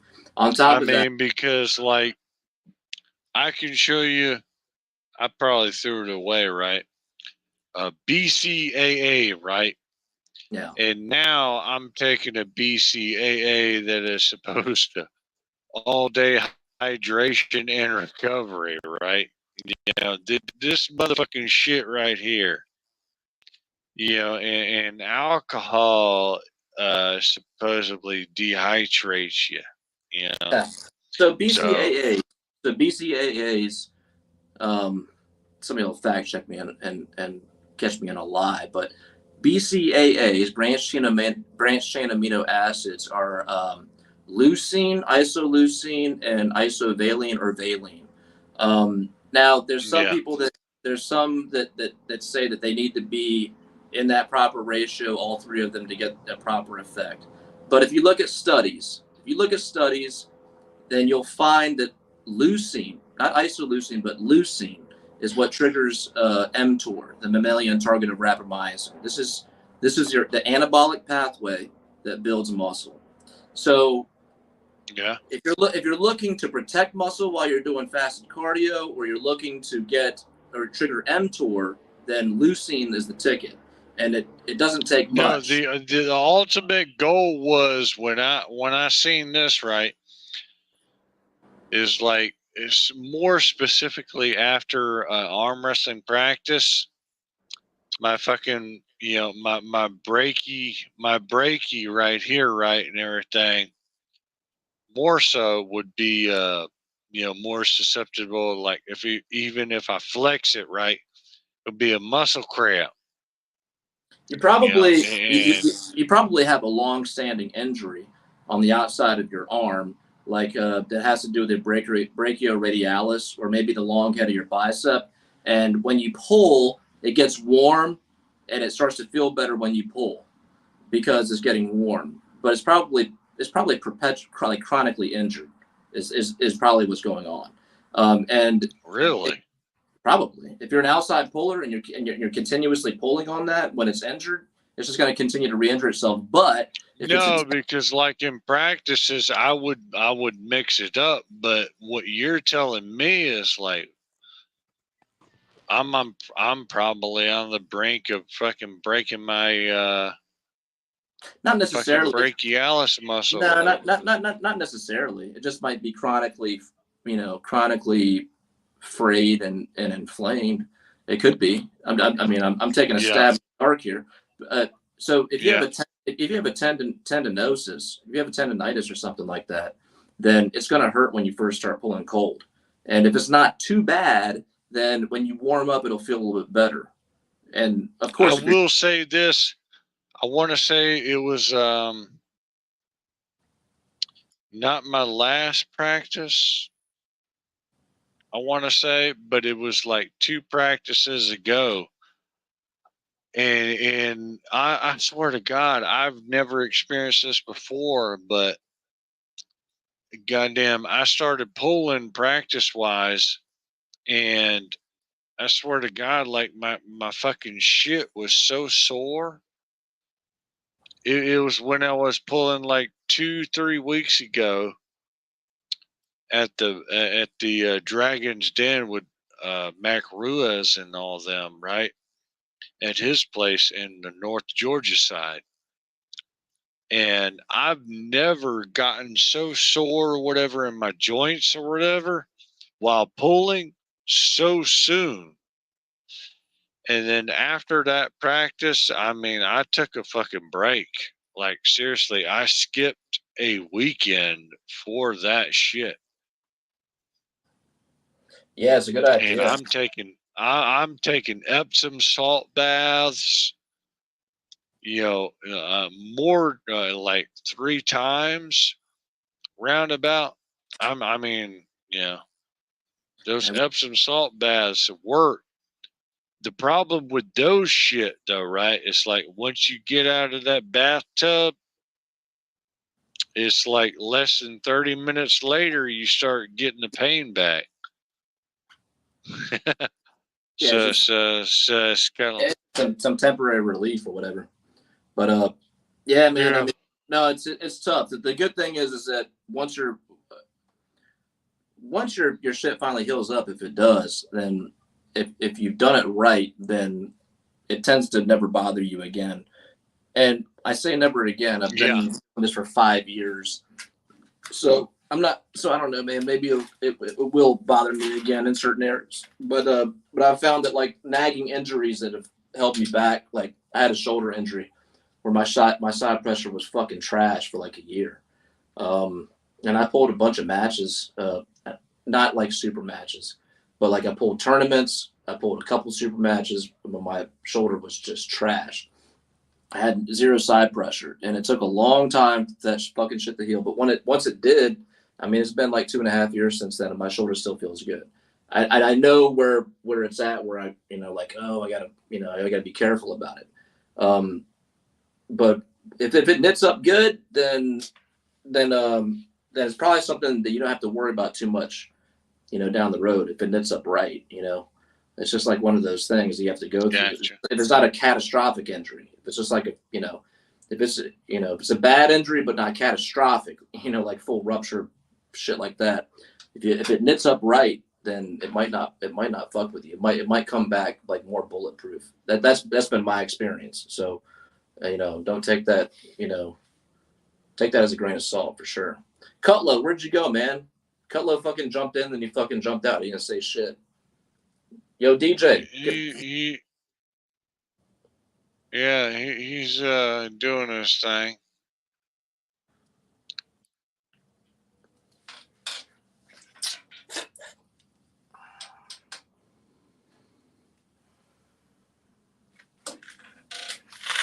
Who are you pulling? You're pulling Clinton left hand and Yak right hand, right? Yes, sir. Yes, sir. Are these motherfuckers asleep now? Is it just me and you up now?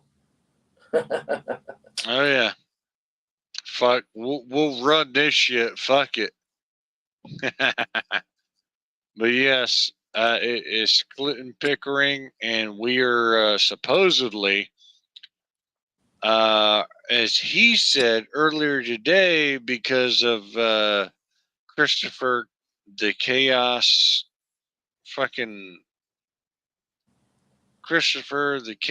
Kylonen said, probably to him before me, right?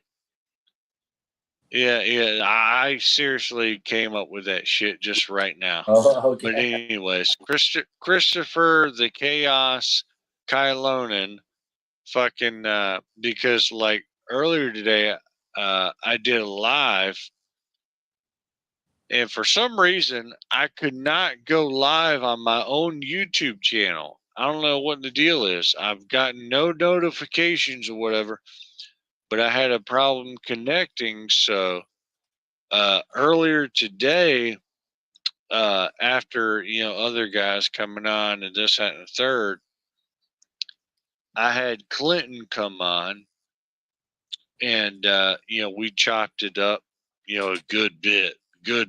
He's getting spicy, but anyways, according to what he said, and I know who's sponsoring him on this shit, because Christopher Kylonen really wants to see my ass get beat left-handed. Oh, he does. Yes, he really does. And so me and Clinton came from just 2 days ago being 11th on the card, right, to where all of a sudden we're like 6th now, thanks to Team Pie Pie. Okay. Straight up. Yep. Bump it So up. I mean, and we chopped it up earlier, but I'm not thanking Christopher Kylonen anymore because, as far as I'm concerned, he's only coughing up the money originally that he did for me and Clinton Pickering when Paul Italia came on the scene, right? Mm-hmm. And I did call him personally and thank him. After that, when I really thought about it, I was like, I didn't really need to thank that motherfucker. You want to know why? Because he wants to see me get beat by my opponent. So why the fuck am I thanking that guy? So this time around, Christopher Kylonen, you can suck my asshole. I don't give a fuck what you do, because as far as I'm concerned, even now in the fucking group chat, he's going back and forth. I mean, seriously, like, what the fuck?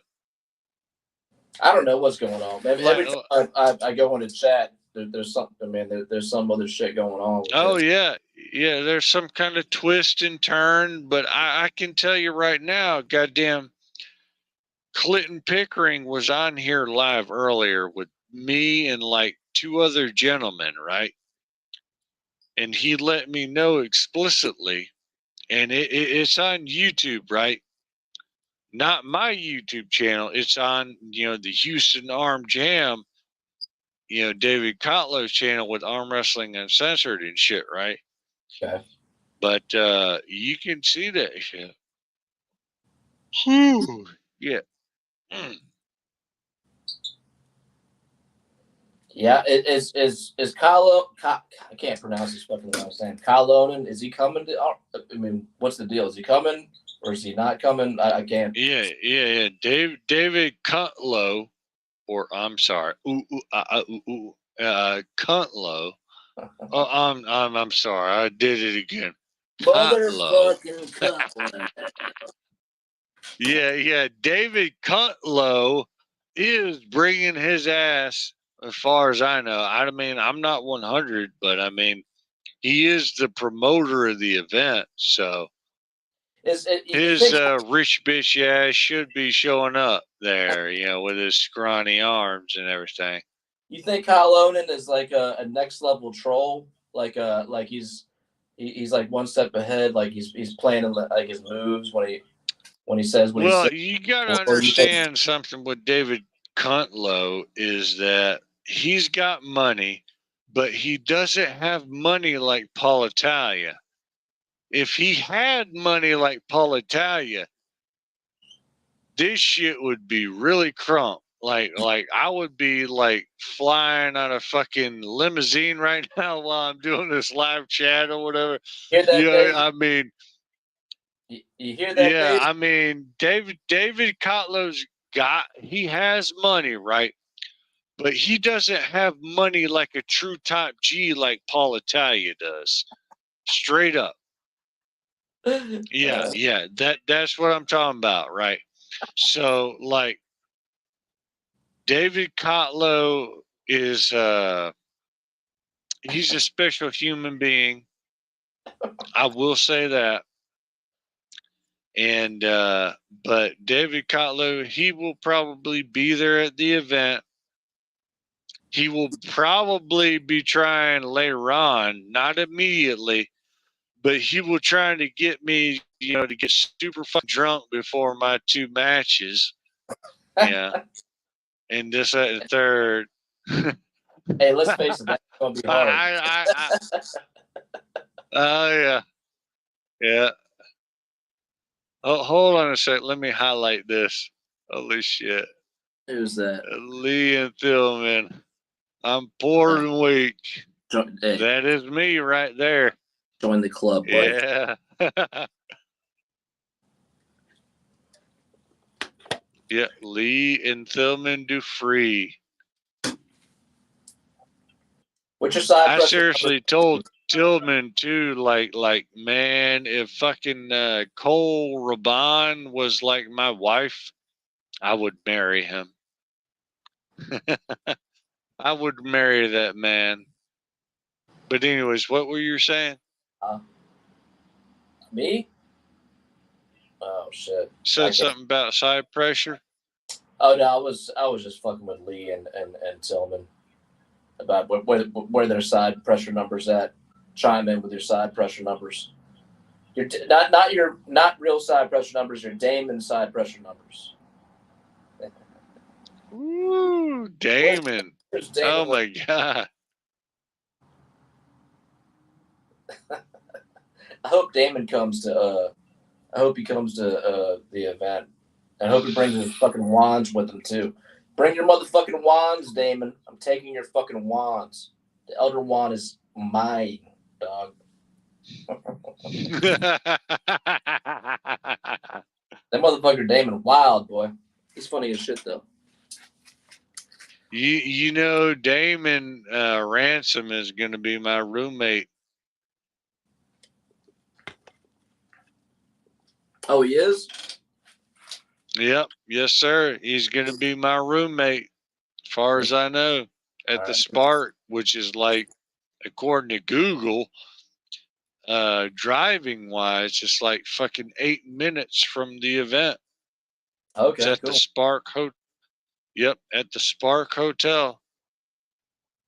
Yeah, I know where this event is. It's like it's on the northwest corner. Not corner, but it's on the northwest side of two very big thoroughfares, main arteries in Houston. It's like I-10 and Beltway 8. So there's going to be a bunch of shit around there.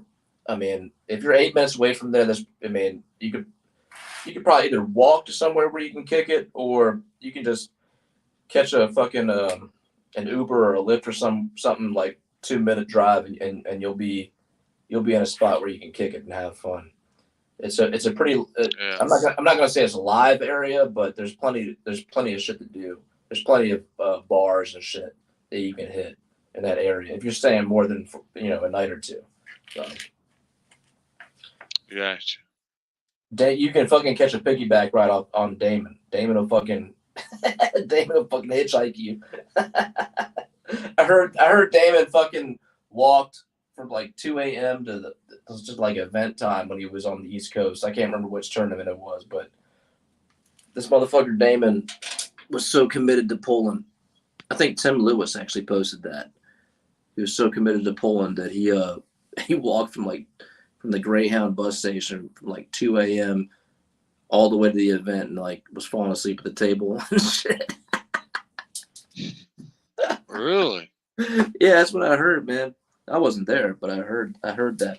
So kudos to Damon Ransom for his commitment. Yeah. Yeah. David Shell gave him the same respect as well.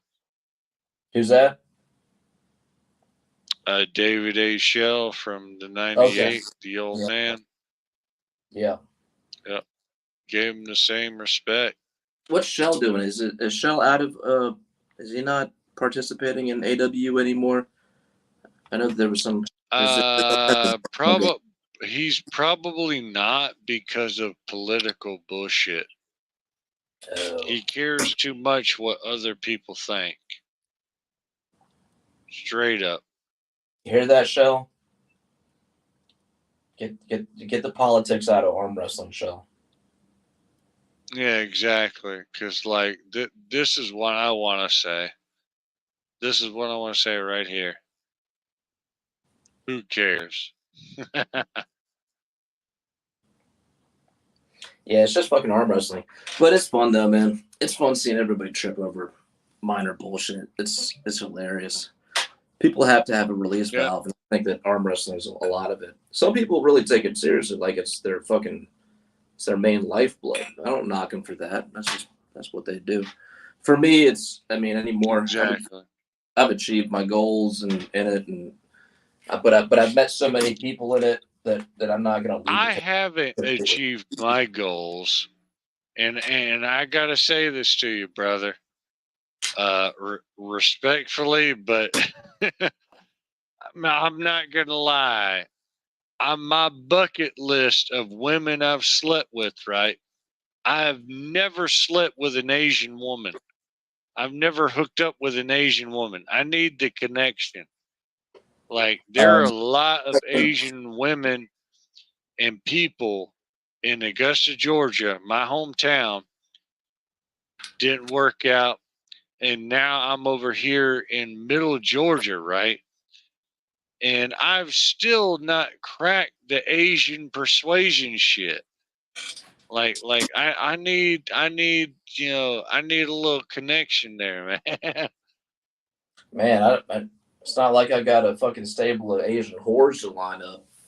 I'm just a regular working man. But just tread carefully. They're not all the same. Exactly. Yeah, they're not all the same. But I don't know what it's like in your town. Down here, there's a lot of in Houston. Well, I mean, Houston's a pretty good mixture. I mean, there's anything from Japanese and Korean to Cambodian, Thai, Vietnamese. It's a melting pot down here. It's a major metropolis. So there's I mean, you're not gonna find a chick from Borneo or something like that, but there's plenty of Asians around.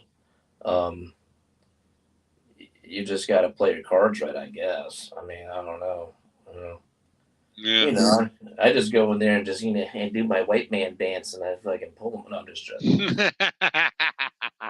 Playing the drums. Yeah, I give them no, fucking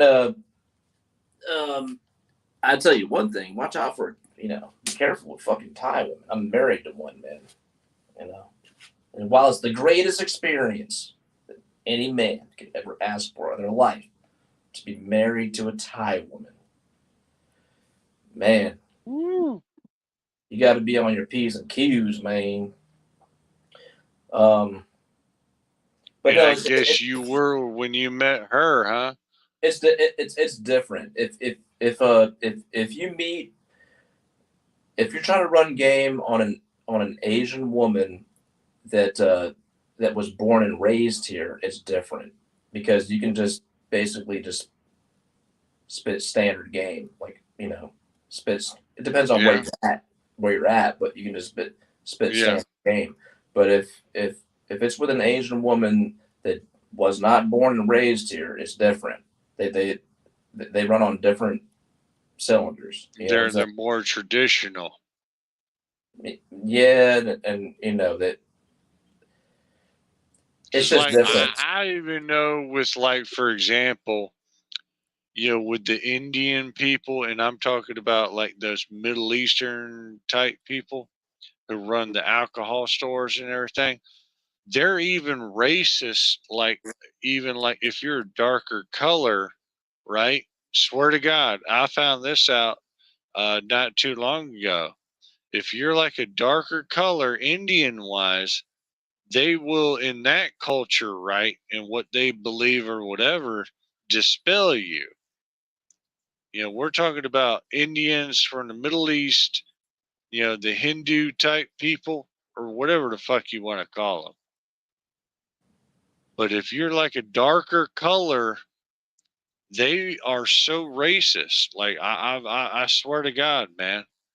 And this is the people running the fucking gas stations and the alcohol stores, at least over here. I don't know about your territory.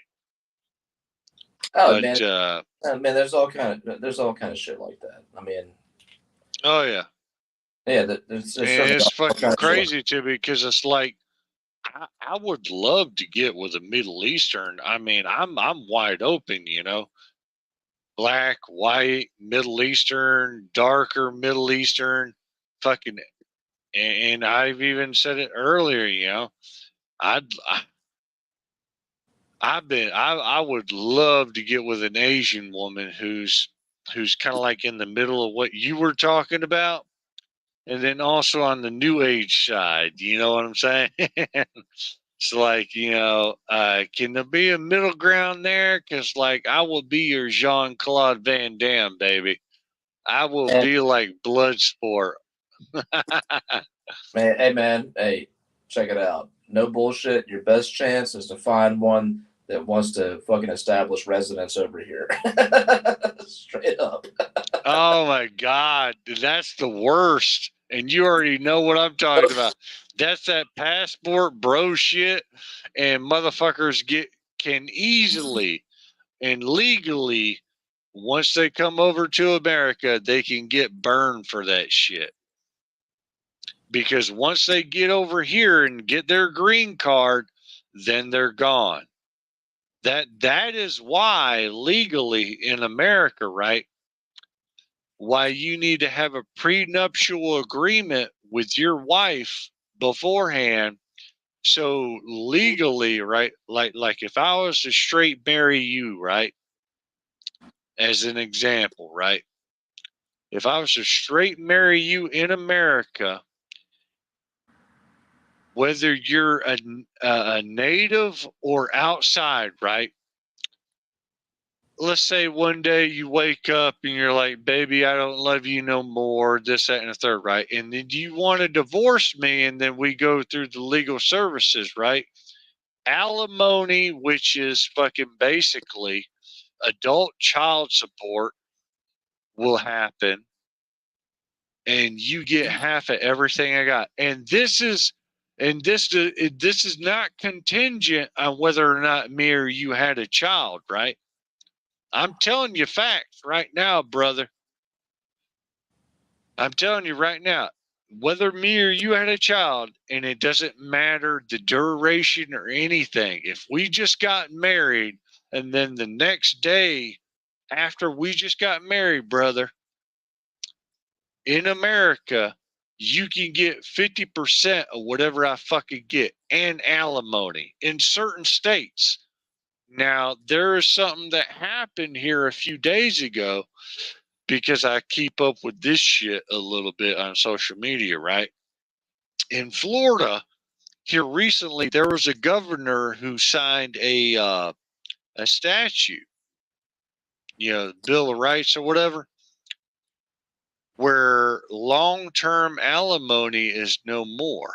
And you would be amazed at the women showing up on fucking TikTok, YouTube, social media, and even the fucking local news on that shit, bruh. Because now all those bitches who've been reaping all them spectacular awards on just leaving their man at whatever said time period in their marriage, they're no longer getting alimony, so they're forced to get a fucking job. Facts, bro. Well, good. And I could point you in the right direction of damn near 5 podcasts you can look up on YouTube. Pearl Talks, fucking the Poor Man's Podcast, Roma Army, Levi Niche or Niches. It's Nichs. So Levi Niches is the main one. I mean, come on. I mean, you got Kevin Samuels. He's dead now. He's been dead for a little while now. But that man's legacy will live on, bro. Like all these educational shit for men's rights. I'm telling you, man, it's educational shit. Because, like, women live in an age, and I remember like a golden age in like 2012, 2013, 2014, before I went to prison for like 5+ years, right? This was before fucking OnlyFans and all that bullshit. It was so much easier to hook up with a chick, right? So much easier. We're talking about Plenty of Fish, for example, right? 2012, 2013, 2014. And that was my experience. After I got I get out August 2020 on parole. And I've been out on parole ever since, right? It is so much different now. The standards are higher. these women think they're running the game and this, that, and the third. But what they need to realize is number one, OnlyFans only came about because of men. That Patreon shit because of men. Man, And I mean I could talk deeper on what has become because of men. And the counterpart to that is there's too many fucking simps. If you understand my French. Motherfuckers giving these women all this, and then you got fucking women who are becoming millionaires within like a day or two for real on OnlyFans or whatever because of all these simps, right, feeding into their OnlyFans or the Patreon page. And then all of a sudden, they want to decide they want to take a break from it, talking about the women. Then they want to go on a vacation. They're thinking trips. And I cannot tell you how many times on a dating profile site from women's side, right? Oh, I love to travel and this, that, and the third. Like, I swear to God, bro, it is like, it's fucking insanity, man. Like, the way shit is now, dating wise on dating apps,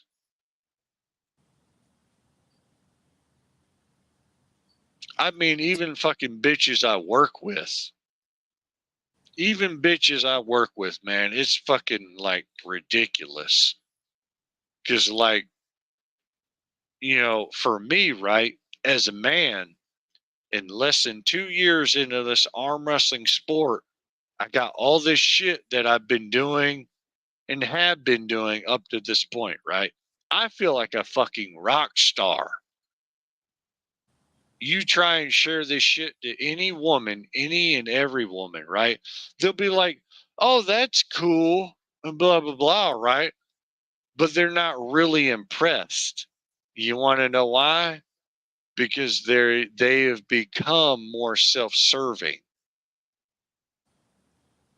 Probably. They want that money. They want to hurt your wallet like that one song talks about. Oh, yeah. They just all about being the queen bee, all that shit. I mean, I think that, look, I don't have a whole lot of experience in today's environment. I mean, I'm a married man, and I've been with my woman monogamous for a very long time. But I had my days in the pool.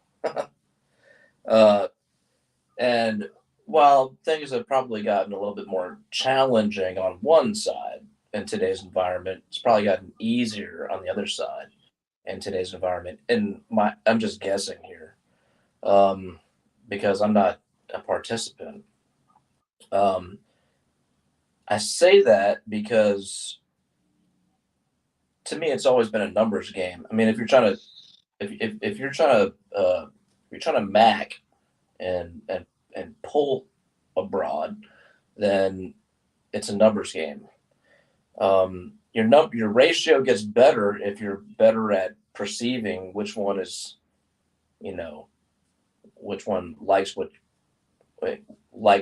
your game, and if you focus on that, then you'll have a better ratio. If you focus on the ones that aren't, then you probably, then you're a fucking idiot, or you like a challenge, I guess. I don't know. Much like then is today, it's a numbers game, and but today it's augmented by technology and the ability to reach a very, very, very, very wide audience. So I think if I were single, even being my age, I think I would do okay. Just from a numbers perspective on these dating apps, I think I probably would. Just because it's a big ocean, and you can cast such a broad net Now, are you going to pull something quality? I mean, you're expecting to pull a quality woman, you know, or are you just looking to pull, you know? You know what I'm saying? Like, Yeah. if you're just looking to pull, then I mean, you should be able to kill, man. You should be able to kill, really. I mean, if that's the what you're talking about, I mean, I know a site where I can go on and fucking easily hire under $100 a fucking prostitute. Yeah. I'm not talking about that. I'm talking about, I mean, you could do that too. I mean, whatever. It's called listcrawler.com. I mean, any and everybody in the U.S. can go to it for their territory. And seriously, these escorts and prostitutes, these working ladies, have, you know, their profiles post with their phone numbers, etc. You know what they're tolerable of and what they're not tolerable of. Like I've worked that angle, and to be honest, I can tell you there's been 2 times, right, where I seriously called up a prostitute and we agreed on this, that, and the third. And when I met them in person, right, they really sucked. Like they were not good escorts or prostitutes, but because we had made an agreement, I paid them their money. And on those 2 occasions, I didn't bust a nut. Like straight up. I did not get off.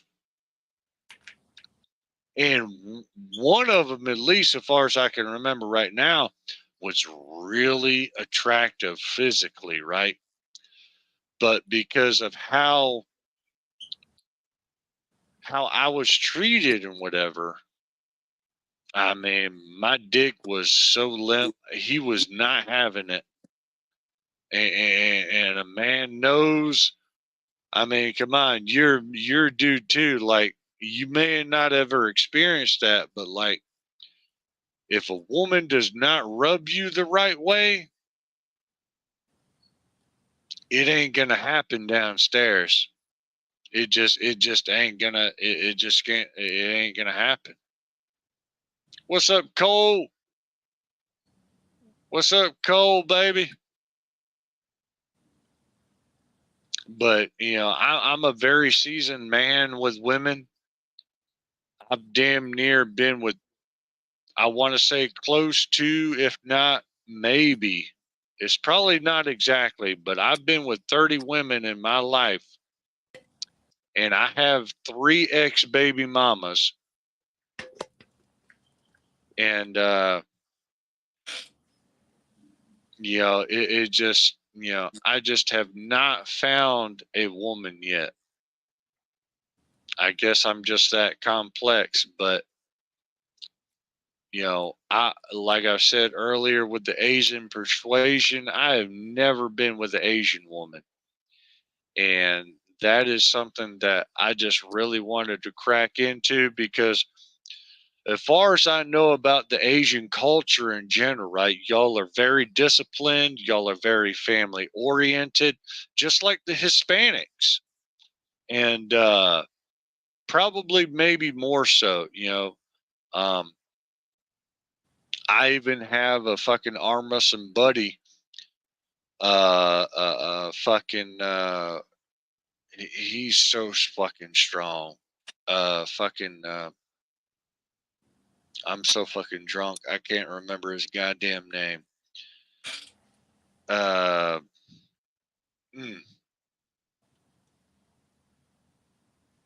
Son of a bitch, I can't remember his name. Well, while you're remembering that, I will tell you, man, dude, there's plenty of gamey Asian broads, man. Plenty of them are gamey. Oh, like I felt like that when I was even in my hometown, Augusta, Georgia. Like I felt like there were, but in the way I sensed it though, it was kind of like a hidden like a hidden clan or culture or whatever, because I knew they were there. You know what I'm saying? I don't know if you can understand what I'm saying, but like I knew they were there, but they were like, the only time I ever seen Asian people was like Listen, at the fucking mall, no, at a fucking restaurant or I, I, this, I, that, and third.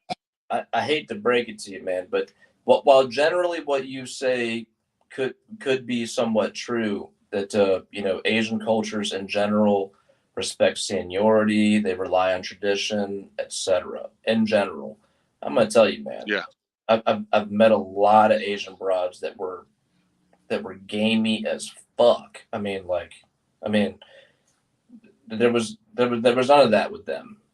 I mean, yeah. Don't just be careful about when you encounter one and you've got these preconceived notions. Be careful about that, man, because some of them are gamey as shit. They'll play the fuck out of you, and they know what you're looking for. They know what you think they are, and they're gonna play the fuck out of you, dude. Just telling you, man. Oh, so they're trying to hurt your wallet, basically. Okay. Well, I mean, they're just being opportunists like anybody else. Yeah. And Yeah. I mean, that's women in general. In general, women are opportunists.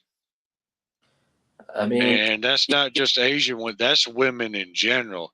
Because you have to understand more so in the American culture what we have created through OnlyFans, through fucking Patreon pages and shit. These bitches, they want to be queen bees, you know? And the problem is that us as men have been feeding into this bullshit, because if it wasn't for men, OnlyFans and those Patreon pages would not have been. there's more of those. There's more of those now that think they're queen bees, and unjustifiably so. They think that they deserve more than they should based on their their materialistic and values and how they look and shit like that. They think they deserve more because they're delusional. But at the same token, there's just as many broads out there that are insecure, and the very same thing that they see on this exaggerated representation of everyday life they see on Instagram from all these broads. That these everyday girls see that, and they see that, and they'd be like, I'm less than. When they see that, they're like, man, I'm fucking, this is what life's supposed to be like. I'm less than. There's plenty of insecure broads out there. They're not all queen bees. There's an effect that encourages that queen bee status by seeing that, and there's an effect that also sends just an equal amount of women into insecurity by seeing that. And it really depends on it really depends on their characteristics, their intrinsic I characteristics. remember seeing on multiple podcasts with like these women who are in their late to mid 30s, early 40s, on TikTok or whatever, making these fucking silly ass videos where they're crying their eyes out. I'm single. Where are the good men at? And blah, blah, blah. And I'm just like, I hear what they're saying. But one thing I've learned, and some wise men have mentioned this too on social media, talking about men, is that you hear what the women are saying, but don't believe it. Because like they say so much shit, they can really play it out with their crying eyes and shit. But when push comes to shove, you'll find out what they're really about. They're really chasing that 666, as they call it these days for modern women. 6 inches in the sack, 6-figure income, and 6 foot tall. Straight up. Yeah. That's what blew me away about this fine ass bitch that I work with, right? And she seriously is so motherfucking fine, but she is a person who came from a ex-baby daddy. So she's working at where I work at, right? McDonald's over here. and she's a supervisor, right? I work in maintenance, so I ain't gotta fucking care about any of that shit. Unfortunately, though, a little bit, not terribly too much, at the end of my shift, whenever I'm done with what I know what I need to be done, right? By myself, nobody's up my ass or anything, right? I have to, let her know a little bit of something, something. But anyways, this bitch is a fucking supervisor for McDonald's, a shift supervisor. She has a child. She has a 5-year-old son, man. And I'm telling you, just a side note, my ex-girlfriend, my last one, some months ago, he was such a young kid. He was like kindergarten, first, second, third grade or whatever. Very, very funny, bright kid. And I have 3 daughters by 3 fucking different women. And when I seen this kid and experienced all that or whatever with my ex-girlfriend, I seriously felt appreciative because I'm like, man, I am so glad I never had a son by either one of those bitches because I probably would have killed them straight up. I mean, because this dude was a cool kid. He was funny. He was intelligent. Unfortunately, because of the situation between her and the actual daddy, it was pretty damn bad. But,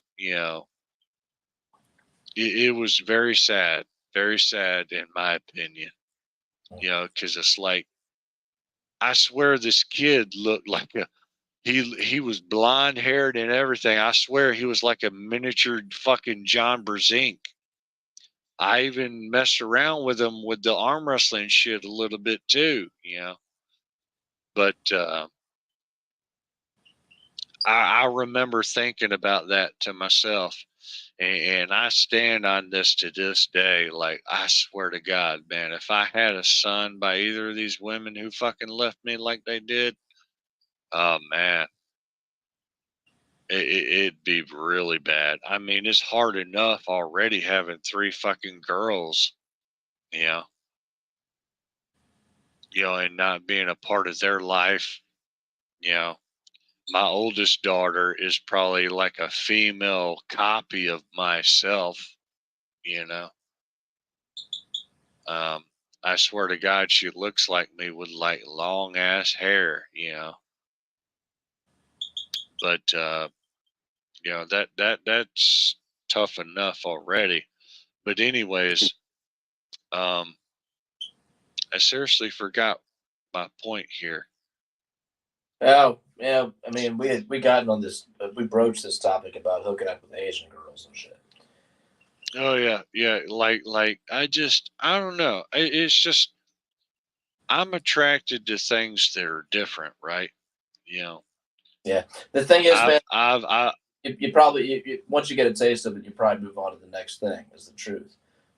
So, but well, I mean that is obviously contingent, though. That is contingent on that lady because, like, I mean, I know in the Asian culture, as far as I've seen and heard, y'all are very disciplined.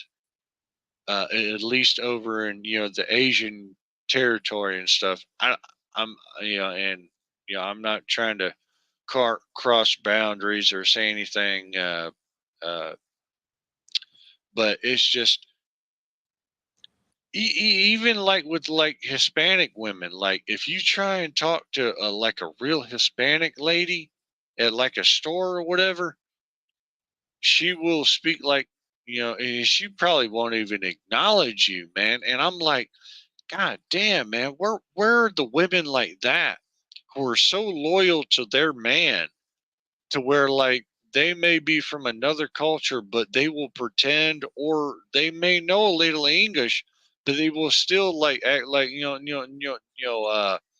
habla inglés, or whatever they may say, right? Because I can speak some Spanish. I don't know any Asian language though. Unfortunately, was it was it Shinshia? I forget what it is. It's like, goddamn, yeah. I mean, my brain is shot right now, but it's Shinshia or some shit. I believe it's like thank you or whatever in some kind of Asian culture language.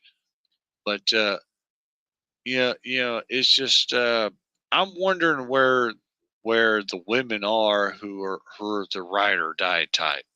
That's the ones I want, because like I've been with obviously a lot of women, and even I've already admitted I have 3 ex baby mamas, and them some bitches just were not ride or die. And I seriously, I don't know if you know anything about the Marvel comic books, right? You know anything about Apocalypse No, I in don't the know. Marvel comic book canon? Well, I'll just feed it to you and everybody who's watching, right? With Apocalypse and his character in the Marvel comic book canon, right? This dude was basically perceived even by his own fucking parents as a monster, right? So he was thrown out into the desert to survive, and survive he did through other people. And and I'm speaking on very little knowledge, but he was just like Thanos. He was a very ugly baby. They throw him out. His parents, rejected him. Kind of like not the canonical story, but if you ever seen Batman Returns, with Michael Keaton, and the Penguin, in the early '90s. That was late 80s, probably. No, it was early '90s, sir. I know my Batman shit. With Michael Keaton. Yeah, and Batman Returns with Michelle Danny, Pfeiffer as Catwoman. And Danny DeVito. And yes, Danny DeVito Oh, as yeah. the Penguin. That was early '90s. That was the second one with Keaton. Yeah. Yes, it was. All right. So this is also synonymous with that. His parents dejected him. Michelle Pfeiffer, by the way. I fucked Michelle Pfeiffer. Oh yeah. Michelle Pfeiffer was fucking she was pretty damn hot in her heyday. And she still looks good to this day, bro. Did you see her in the Ant-Man? No. Oh my God. As old as she is, she still looks good, bro. Michelle Pfeiffer. Woo. Anyways. All right. So Batman Returns, right? This is synonymous with the other stories that I was telling about, Thanos and then Apocalypse, right? These guys were, even by their own fucking blood, rejected, right? Now, I was never rejected or whatever by my mother or father. I had a nuclear family setting, as they would call it, right?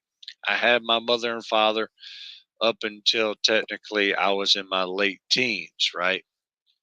But I've always felt like a monster, right?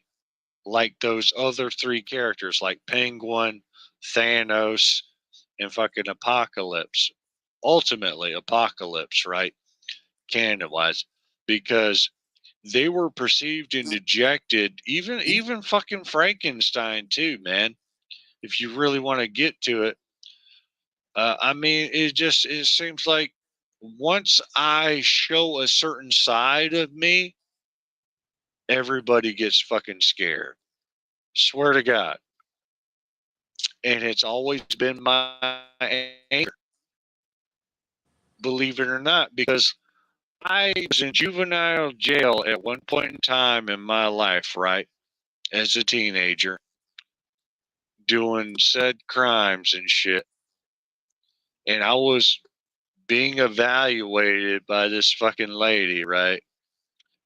I mean, she said that, from your evaluation or what have you, Mr. Harlan, and we're talking about me as a teenager, right?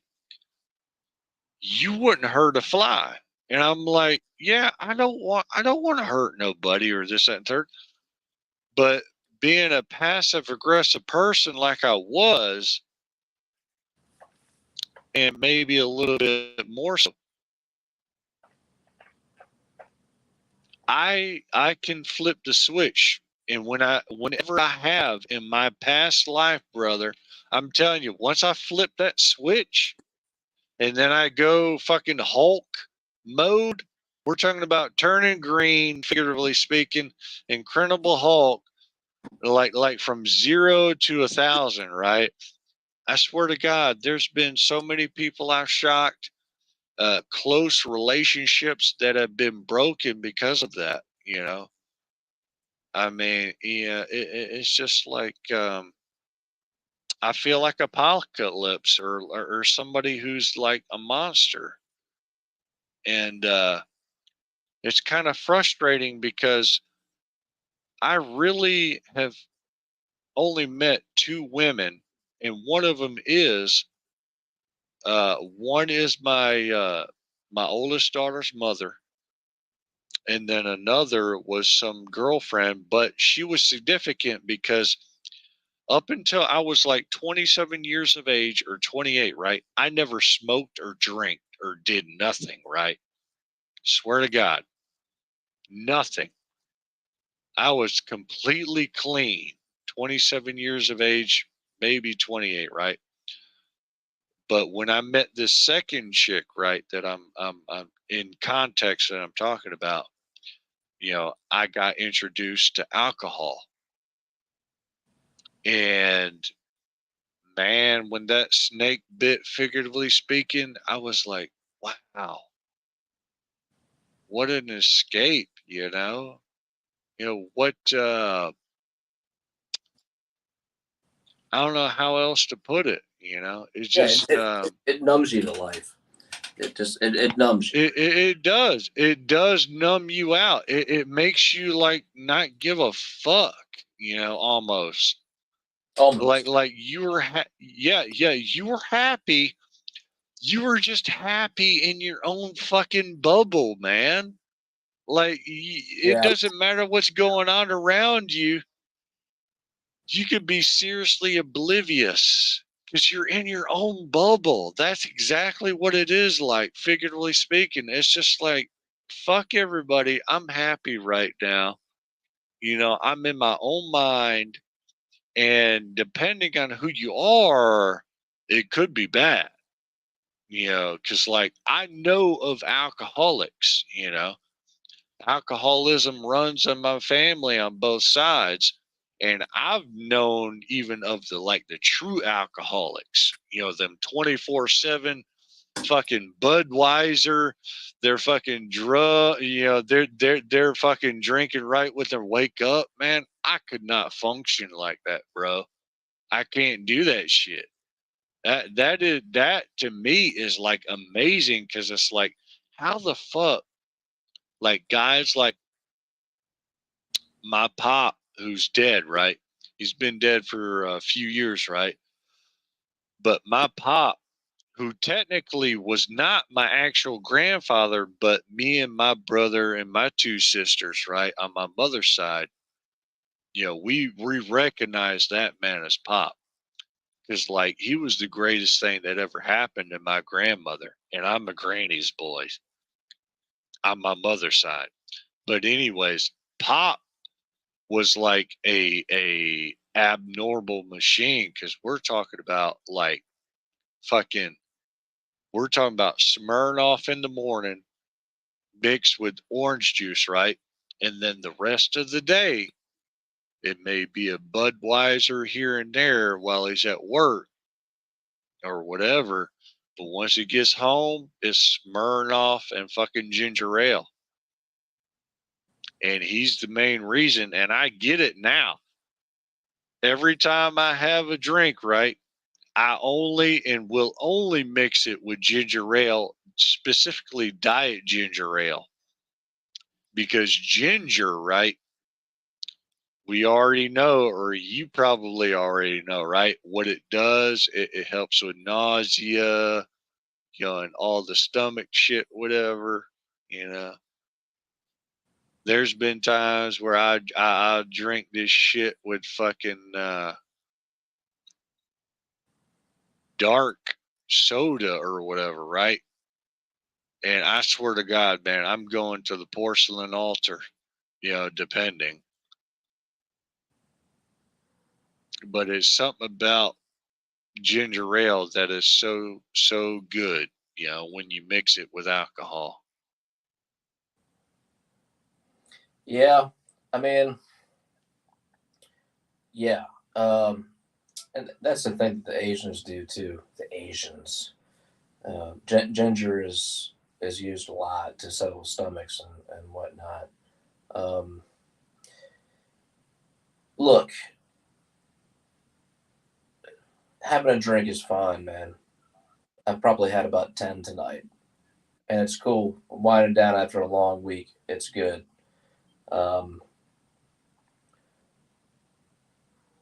Looking to use alcohol to escape reality on a consistent basis is bad.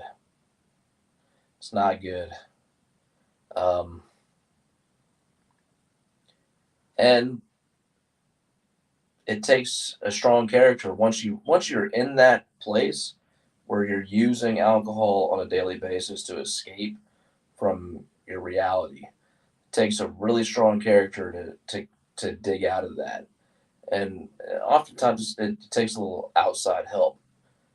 Not like necessarily somebody like grabbing you by your arm and picking you up or whatever, but just something that gives you a glimmer of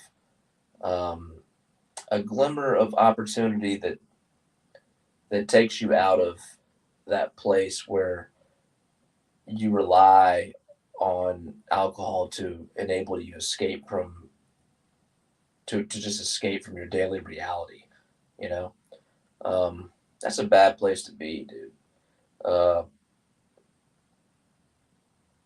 You're no stranger to that. I've been there before too. I had a terrible back injury for a while, and instead of getting prescribed drugs for it, like they wanted to do surgery. I mean, they wanted to give me gabapentin and all kind of shit. I was like, fuck it, I'll take a Scotch hobby instead. So I just escaped with booze for a while. It's no secret. I tell everybody I know. I never got to the place where I was really reliant on it though, like physically. It was more of like a mental crutch. It's just not a good place to be, man.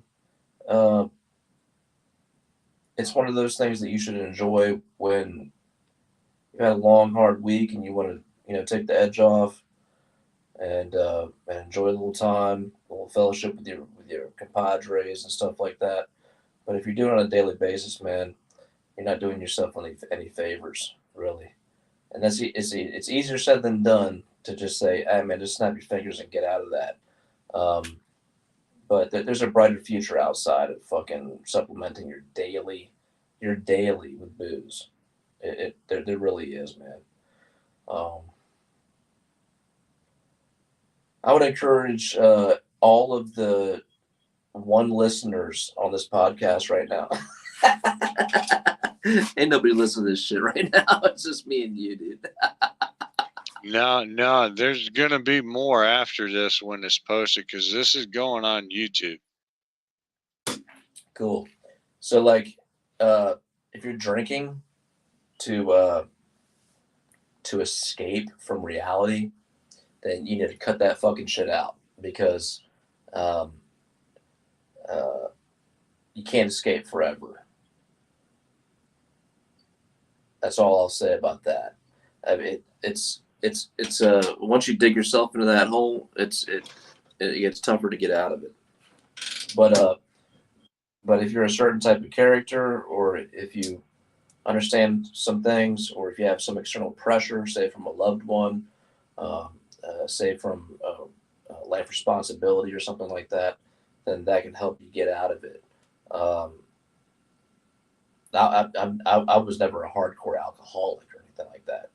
I just I basically drank to get rid of pain, and I also took it on as a hobby as well.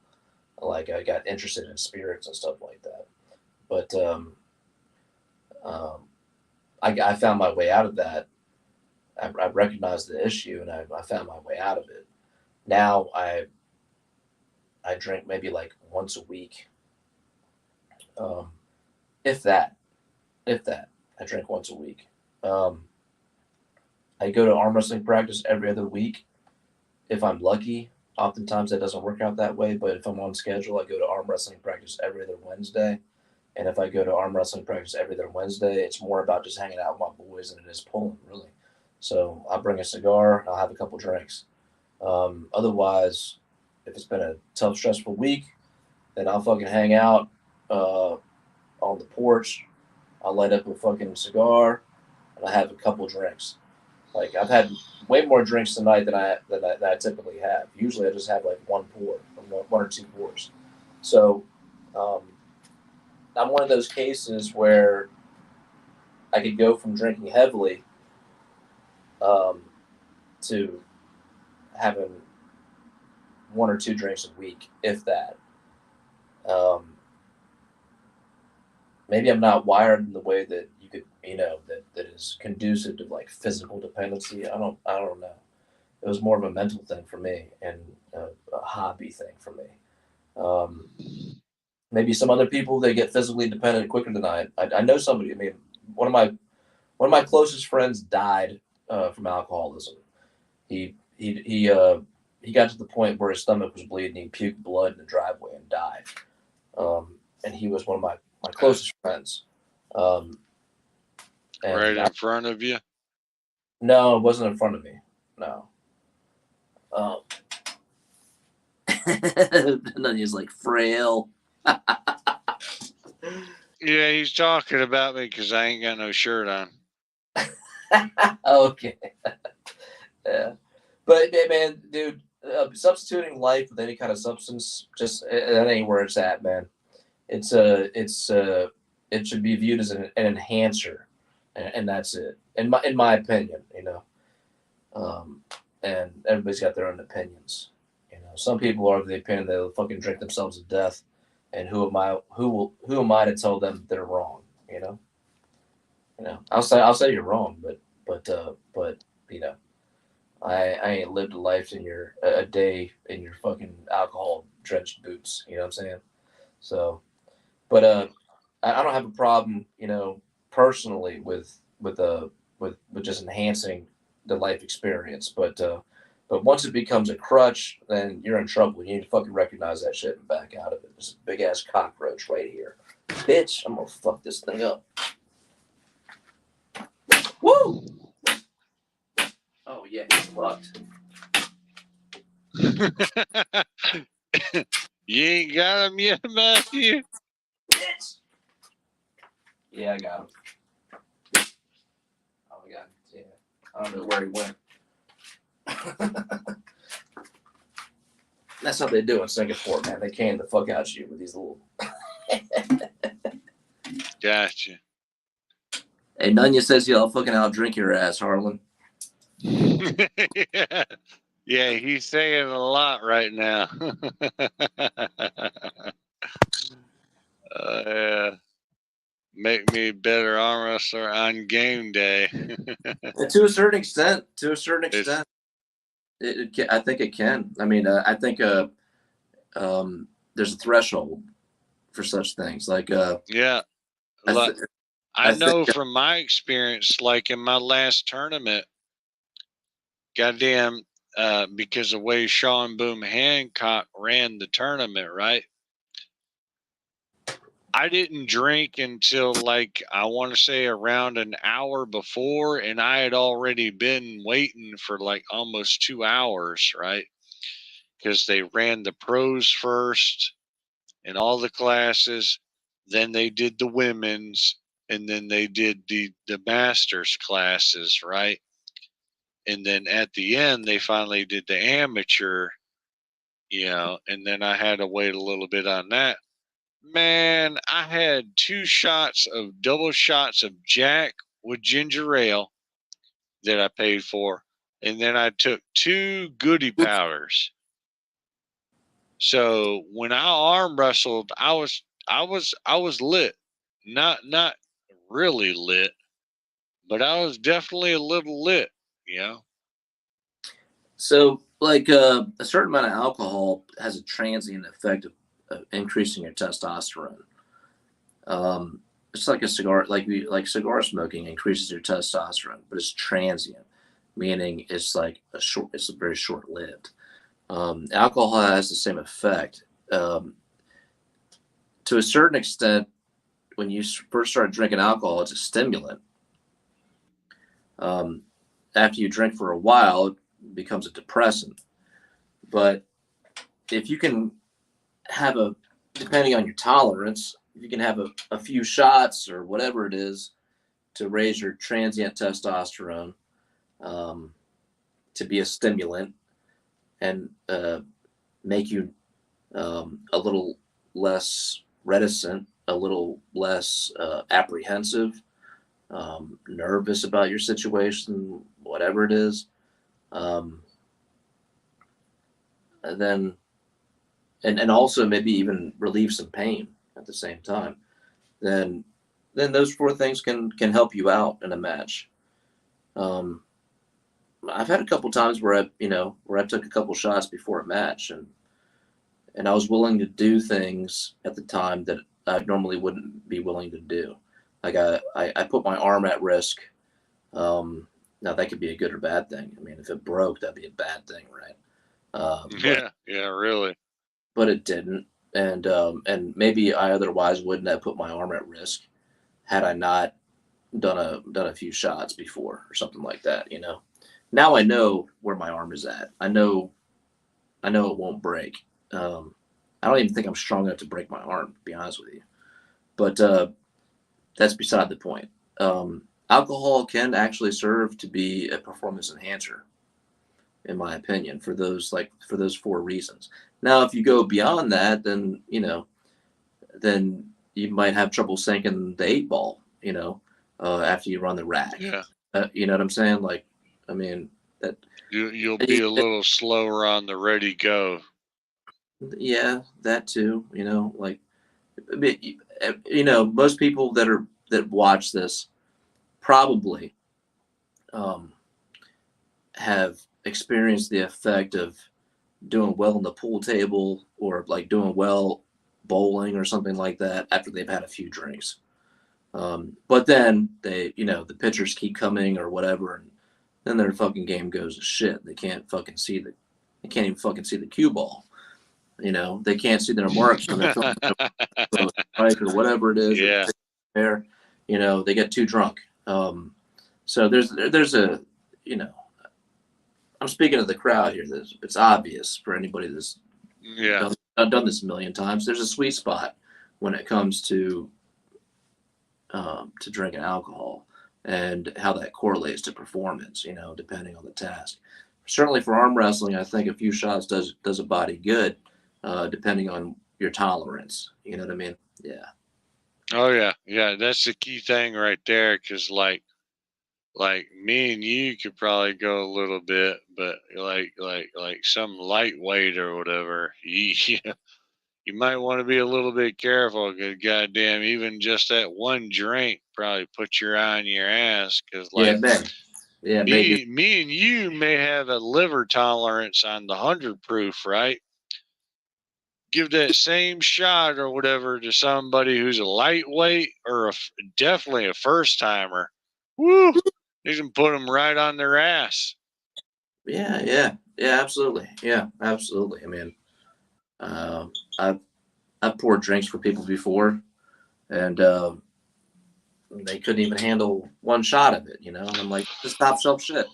But yeah, I mean, we all have our own tolerance, and some of us have more of a physical tolerance than others. Some of us have more mental tolerance than others, and some of us have both. I think I have both. Yeah. I'm not a big guy. So it's not like I have body mass on my side. But I think I have a pretty solid physical tolerance. And I think I also have a pretty high mental tolerance. Oh, yeah. I mean, Anya is like buzzing out right now on you. He's trying to take advantage of your buzz. This some bitch is calling you out in a 176, and we all know Nanya is probably obviously a 220 guy. Calling you out right-handed at AW6. I don't know. Yeah, I don't know how heavy he is. I mean, I don't have any. He's heavy.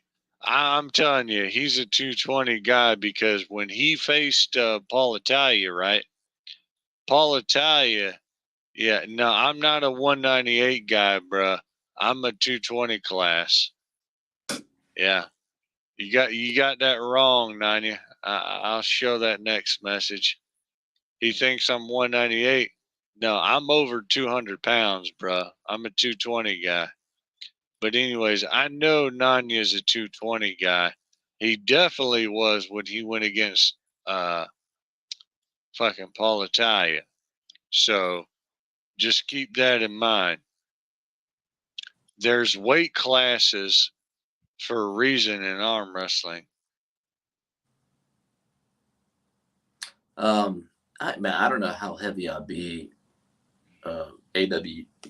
AWU 6, whenever that might be. No idea, but I'll pull Nanya. Yeah. I'm not that interested in arm wrestling anymore, but I'm going to try to maintain my strength. But I had no problem making 176, like, ever. So, man, if he wants to pull at, be honored. No, yeah, bulk up, Matthew, bulk up. Here's the thing. And it's no disrespect to any potential opponents. Yeah, Nanya. Yeah, 205, Nanya. Right there. He said it right there. I was 205 against. That's a 220 guy. The fuck you talking about, Nanya? Look, it's I don't mean to disrespect or be presumptuous with any potential opponents when I say this. So I'm not saying this to be dismissive to anybody, but I don't really care that much about arm wrestling anymore. I don't. I achieved my goals. I will still pull. And I will give you everything I've got, but don't expect that you're going to be facing a Matt Frazier that's like training diligently for a match or anything like that. It's not going to happen. I'll give you everything I got at the table that day. And I'll make weight and all that stuff if we're going to pull.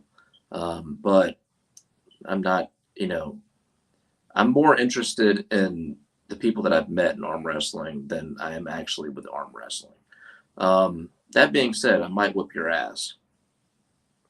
Yeah, I mean, I've seen your AURSarms.com sites, your stats, bro.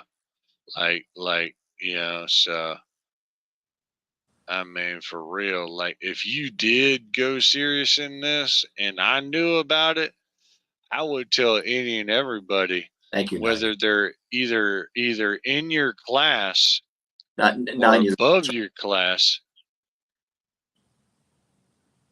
Nanya's being sarcastic when he said Matt and Harlan are drunk at Speak podcast. but thank you. Hey, whatever, whatever.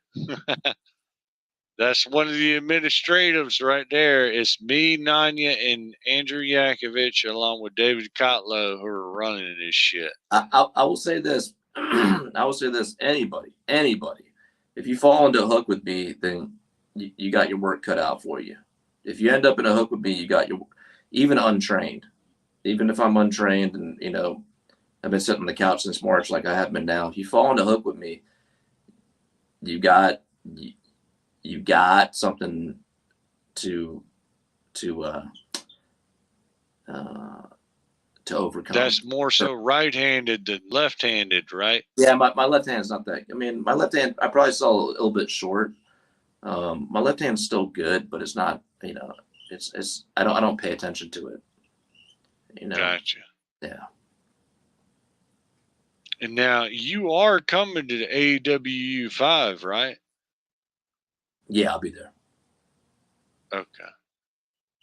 I mean, it'd be great. I'm looking forward. You're one of the few people who I'm serious, like very few people who I'm really looking forward to meeting there when I get there, if I get there. Because, like, I mean, I got some personal shit going on, even though I'm sponsored and whatever.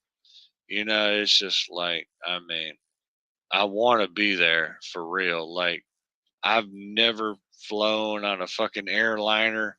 I have been in a plane, you know, those old school planes that you see, you know, flying over like a crop field or whatever. But I've never been in an airliner where I'm above the clouds and shit, whatever, right? So, you know. Well, motherfucking Cutlow would stop being stingy. Fucking buy you a ticket. Cutlow? No, he already did. He already did. It's, I mean, that's old news. Oh, see? I don't know if You didn't see that shit, bro? I mean, it was April 1st, exactly, if I remember, this year. He was on the 98 podcast, right? Yeah. And David Cotlow, me, I was on there with David A. Shell. And fucking, you know, David Cotlow sponsored me. Round plane. He was able to get, believe this or not, a round trip from Atlanta to Houston to Atlanta, right? For less than $100 fucking dollars. Cutlow. The master negotiator. Yep. And I'll be shacking up at the Spark Hotel with Damon Ransom as my roommate. Make sure you got plenty of batteries for the smoke detector, man. That motherfucker. Oh yeah, Damon's already told me he's going to be smoking some pot and whatever. But I'm like, I don't smoke pot, so you can do whatever you want to do, dude. You know, I'm a drinker. You know, Damon doesn't smoke pot. He smokes that rapper weed. That's Oh yeah, well he can smoke that shit too. I don't give a fuck. It's a long-standing joke, probably just with me, but he only smokes rapper weed, dog. Rapper weed. Zah. You know what I'm saying? That's Zah. Be careful. Be careful being around him. And watch out for that fucking smoke detector, man. That motherfucker gonna be chirping. It could have 100% full batteries. If Damon's there, that smoke detector's gonna be chirping, dog. Promise you that. Think so? Promise you. What's up, his cousin, huh? Who is this?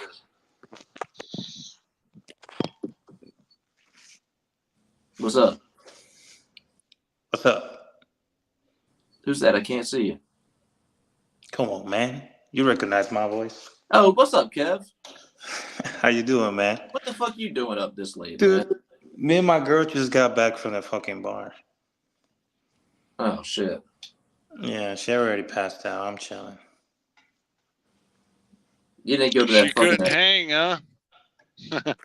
Huh?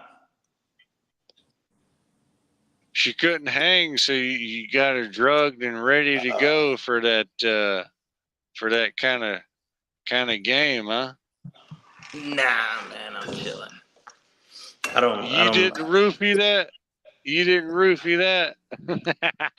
Yeah, my mind doesn't travel in that manner. But good to meet you, Harlan. Woo. Yes, sir. You too. So you guys were discussing something interesting. What was that? How long you been watching, man? I hopped in for a second, Okay. and you guys were discussing about finding that sweet spot when someone is drinking, and I thought it was pretty interesting because it is true, man. There's been times that I'm bowling or I'm shooting some billiards or whatever it may be, and you get that sweet spot, and you just full on confidence, and everything just flows, and then anything a little bit beyond that just goes downhill from there. So it was really interesting listening to you guys probably like for a couple of minutes talk about that.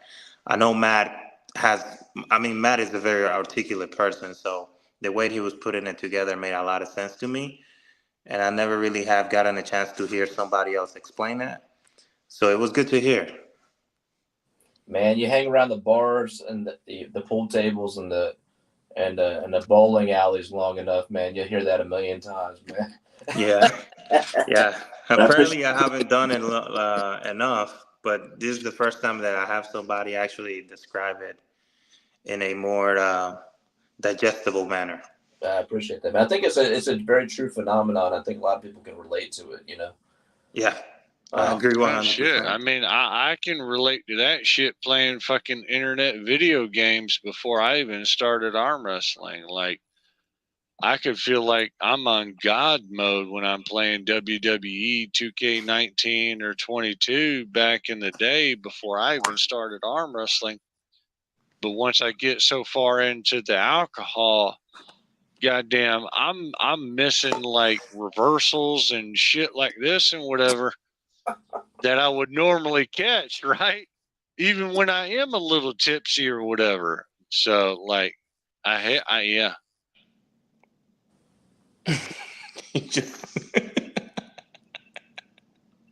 Sounded like you had something else to add in there.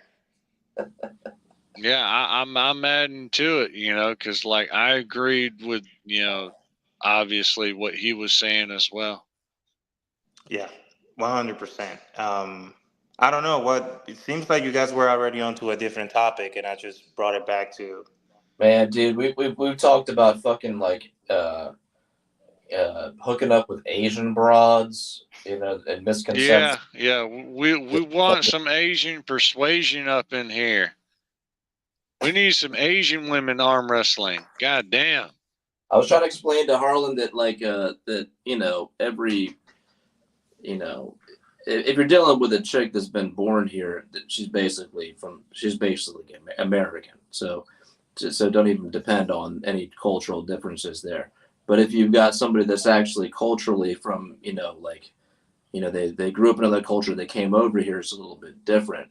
But you can stereotype a little bit, but to categorize, say, a Vietnamese woman, for example, or any Southeast, Eastern, but whatever Asian woman, to try to categorize that woman that she's going to be loyal, subservient. You know what I'm saying? Maybe your chances are better for those things, but your ass gonna get played if you depend on those things. Man, I've run across a lot of Asian chicks. I'm not saying, when I say I've run across them, I'm not trying to say that I banged all of them. Some of them, yeah, but I've known many more, and man, don't project your preconceived notions onto these chicks, man, because they'll fucking play your ass straight up. Nunya, why don't you hop on, dog? Hop on, Nunya. Yeah, he's just chirping. He's probably sucking his old lady's vagina right now while he's hitting us up. Hop on for a minute. Just 1 minute. Give us 1 minute. Onto that, I would say that I lived half my life here in the U.S.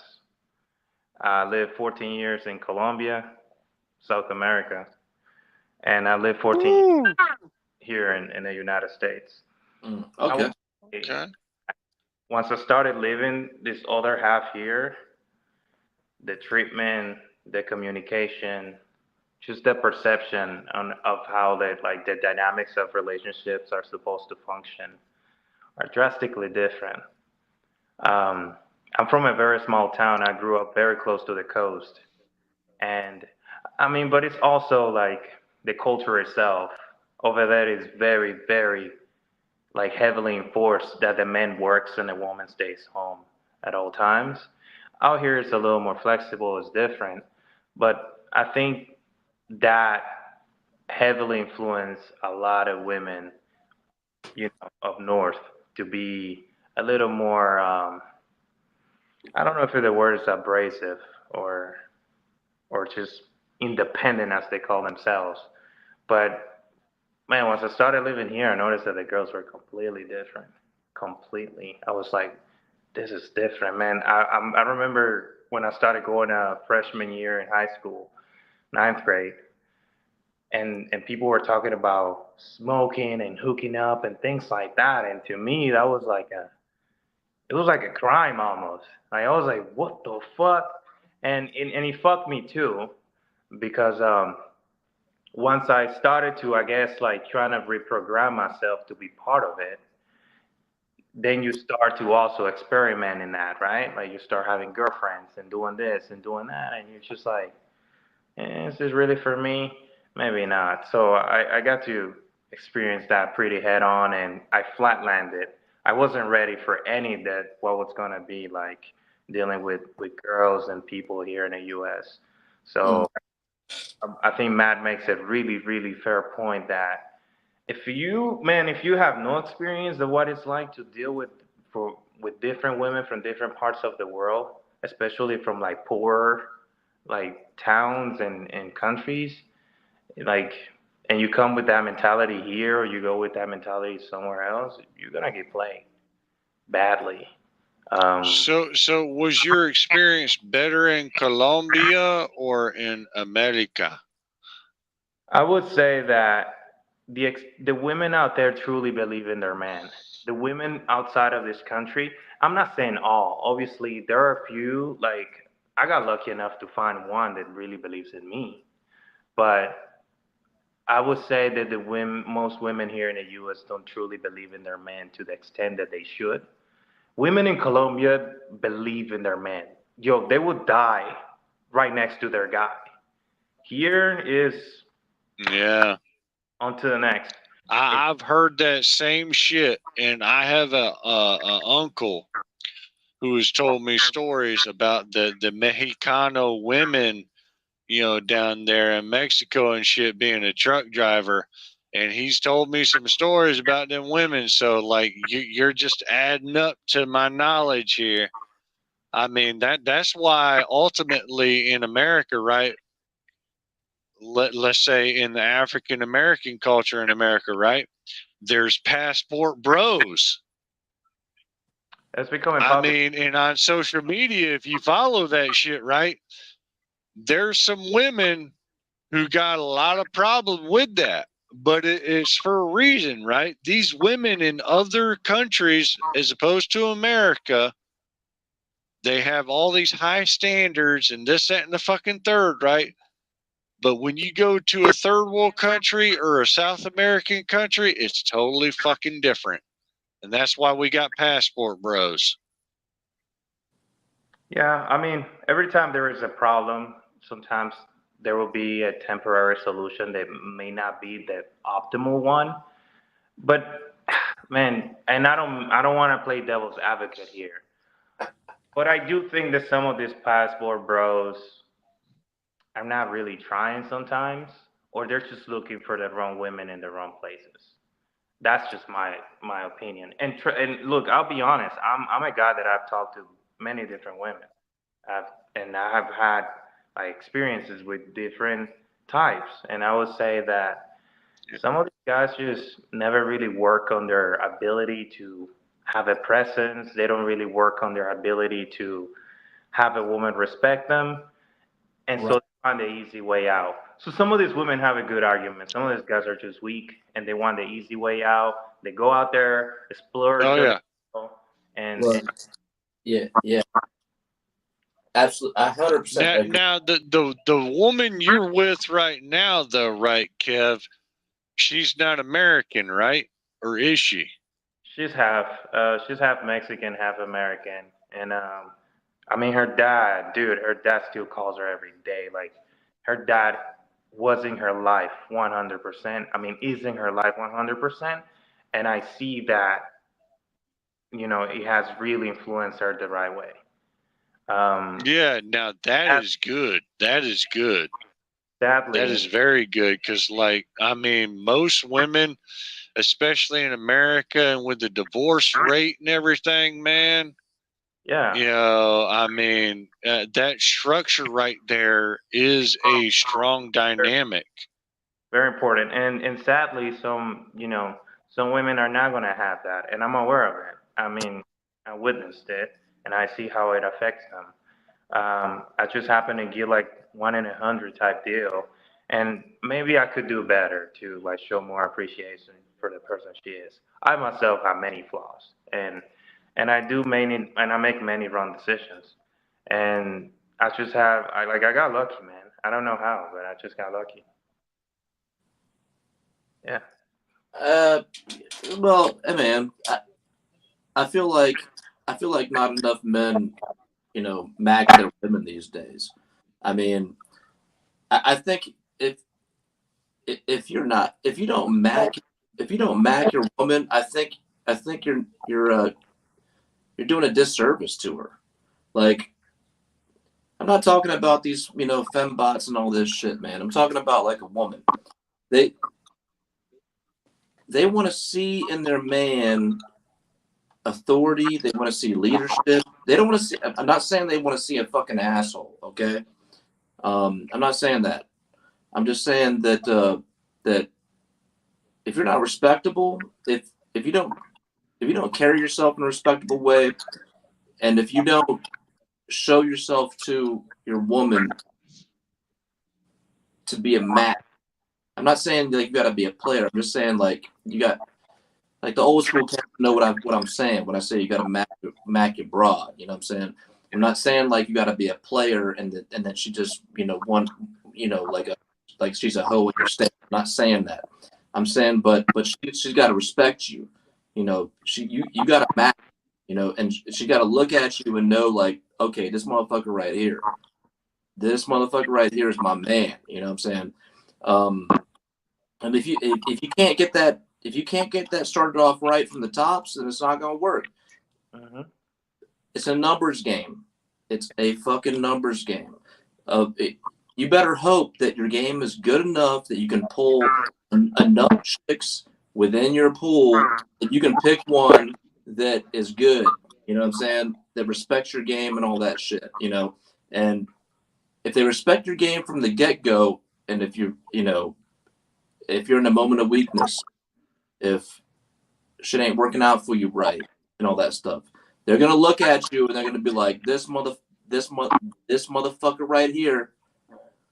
I know this is a bad motherfucker right here. Yeah. I'm gonna stand behind this motherfucker because I know he's gonna get up. It might take 2 months, it might take a year, it might take 2 years, but this motherfucker right here, I know him. He's gonna get up. He's different from all the motherfuckers out here. You know what I'm saying? So if you don't got that if you don't have that with your gal or your potential gal or whatever, then you ain't got shit. Yeah. You ain't got shit. What you got is a girl that's lashing on to you for something else. Yep. For something else, the money, the ability to make money, the ability to command leadership and all that stuff. That's all sub to that. If you can first of all, if you can talk to a girl and you can tell her all about herself if you can tell her about herself better than she can tell you about herself, then you got her. First of all, and if you're a bad motherfucker too, and you don't look terrible, and you conduct yourself a certain way, then you really got her. Then you got to ask yourself. Do I got myself a shallow bitch, or do I have myself a woman that recognizes game? And if it's the latter of the two, then you got something there. And you're gonna go through a bunch of them before you get that. This is old school. This is old school shit. This is just everybody knows this. Everybody knows this. But if you're not wearing the fucking dungarees, the fucking relationship, and it's readily apparent, then the shit ain't gonna work, man. It's not gonna work. Unless you a cuck or something. Yeah, I mean, I'm one of those points right there. I really feel like every woman I've come across, man, has seen me as a loser. But yet, look at me now. I mean, I've been homeless twice, been behind bars more than once. I've pivoted in my life. Like, before I even started this arm wrestling shit, I was doing internet gaming shit to start my YouTube channel. Now I have 103 subscribers. And less than 2 years, way less than 2 years into the sport, I'm fucking sponsored to an arm wrestling event states away. You know, now, according to history in general, though, right? Especially sharing this in a super chat with Monster Michael Todd. Monster Michael Todd was a very, hungry fella as a Gemini. And his wife told me after I shared my story in a super chat, right? Monster Michael Todd back in his day, now I'm talking about we're probably talking about in the mid to late 90s, right? Because like Michael Todd's been around for a fucking minute. But anyways, you know, Michael Todd went around to any and all possible sponsors. And what he did is he was like, hey, can I sponsor, have you as a sponsor, put your thing on my t-shirt or whatever. And that's how Monster Michael Todd got his start. Because like when I shared my story being less than 2 years in, Rebecca Todd told me that Monster Michael Todd did actually better than I did, and that was actually, I mean, come on, man. I mean, Harlan, that was amazing. For a second, because it seemed like you were going in one direction and then you just went the other. So what exactly is it that he did? Like where exactly were you trying to say that he did that he, I guess, inspire you or so? Well, I didn't know this about Monster Michael Todd until I had super chatted that, I'm basically technically an amateur. I'm less than 2 years into the sport of arm wrestling, right? Okay. Way less, right? It was April early this year. Right now, I'm just a hair over 2 years technically I'm being into the sport, right? I started late September 2022. But Monster Michael Todd was like in his 90 days, right? Way before our time. Like I was a fucking teenager, probably more or less. No, I was in elementary school when Monster Michael Todd was fucking going around and getting all these sponsors to put just on his t-shirt or whatever, get all these sponsors and stuff, right? And it just amazed me, like, because, like, I mean, I didn't plan this shit out. There was no, like, preordained plan on me getting what I've gotten that's come to me. Mm-hmm. It is just seriously fallen into my lap. Like, April 1st of this year, David Kotlow was on the 98 podcast, the 98%. Ryan Grondin wasn't there. David Schell, I don't even think was there. Or maybe he was. But Ryan Grondin was not. Fuck that guy. But, Who's that guy? That's the fat man who loves to troll. He's like the ultimate troll. Oh, the ultimate troll? I don't know, man. I know some pretty good trolls. I know some smart ones too. Yeah. You want to meet a good troll? Yeah, cross Ryan Grondin the wrong way. That motherfucker, if he finds out any kind of personal information about you, bro, he will even try and get you fired at your own fucking job, bro. Like that son of a bitch called me. We're talking about a spiteful individual. Yes, exactly. Okay. Spiteful. Definitely spiteful. And that's what I went through with him, right? Yeah. Why did he find out about spiteful. you? Did he try to get you fired? He tried to get me fired from my job because he knew I mostly worked with black people and he thought I was a racist. Oh, you know, I kind of feel that energy. I was thinking probably you were a racist. What? Damn, bro. You know, I'm fucking with you. I'm just trying to lighten up the mood. You've been watching too much social media, man. You gotta kick back. Nah. Hey man, I'm hey, telling you that. Kev ain't black, man. It's Colombian. So you might want to consider the source there. You know what I'm saying? Yeah, I mean that's a different kind of black right there. I mean, we're talking about. So you were born in Colombia, Yeah. Mexico? No, Wow. South America. Are you familiar with Venezuela? Yes, sir. Yes, We're sir. right next door. Gotcha. Yeah, but we still do democracy. Habla español? Claro, si quieres yo te puedo dar una clase. Oh shit! Okay, all right. That's Yeah, no, let's enough. stick with All English right. though. Let's stick with I English. had to test you a little bit there. All good, man. All good. I hope I pass though. Yeah. Entiendo. I understand. There we go. Hell yeah. Yes, Hey, sir. Matt got some Spanish. You know, of all people, right here, Matt. This guy. Yes, sir. He knows something, and I think this is special. We have two types of N. We have one that is the N, and we have one that is the ñ. And I've been in the U.S. for some time now. Outside of like people who are not Hispanic, I haven't met a single person who knew that we have that letter. This guy knows it. He knows it. And I was like, get the fuck out of here. This guy knows too much. So if I'm not present and you ever had any Spanish related questions, this is probably the next best guy you can ask. Yeah, holla at me, man. I know about this. Yeah, I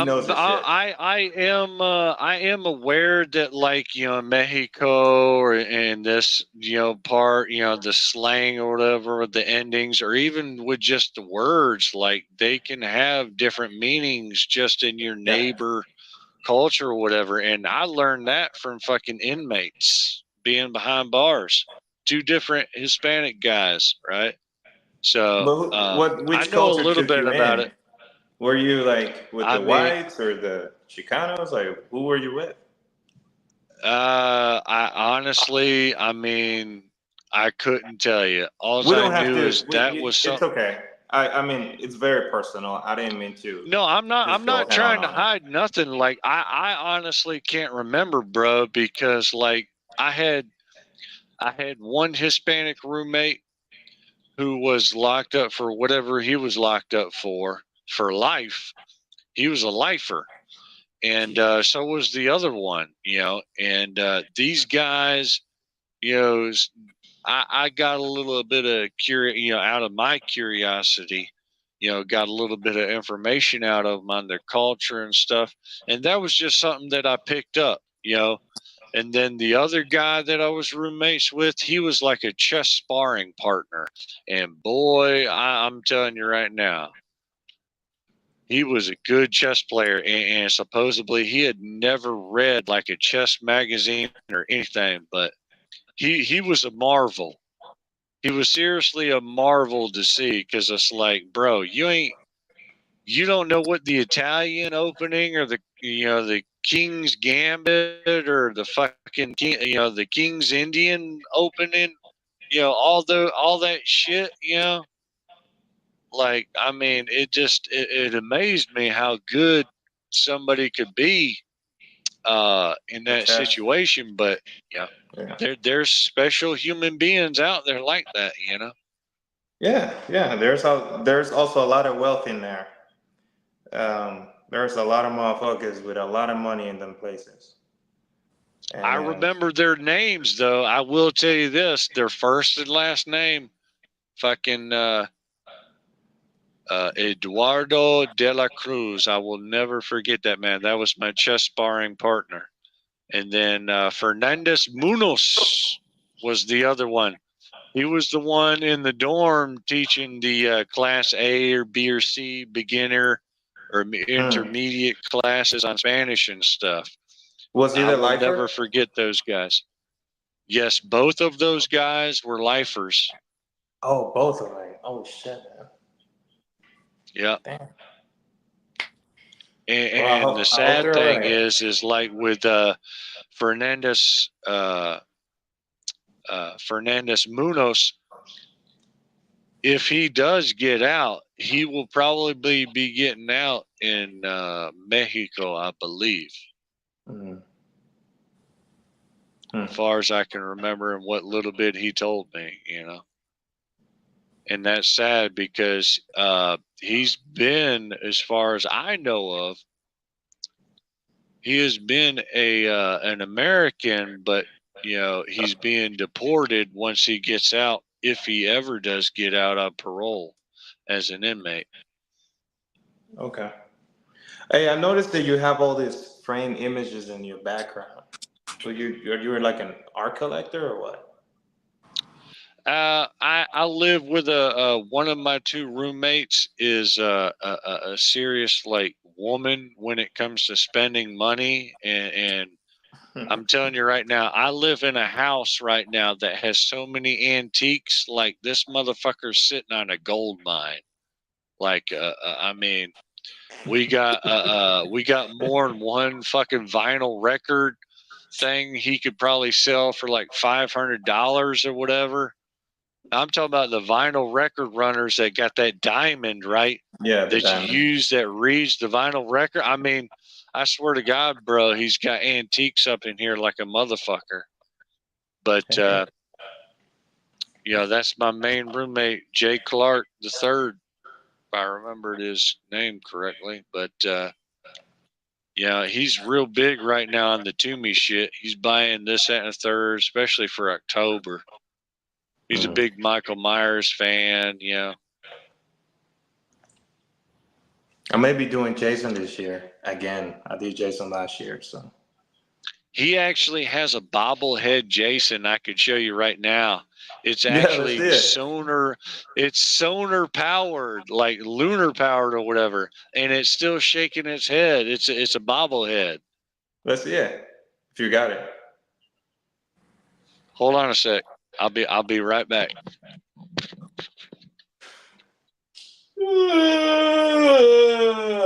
Kev, I'm about to pass the fuck out, dog.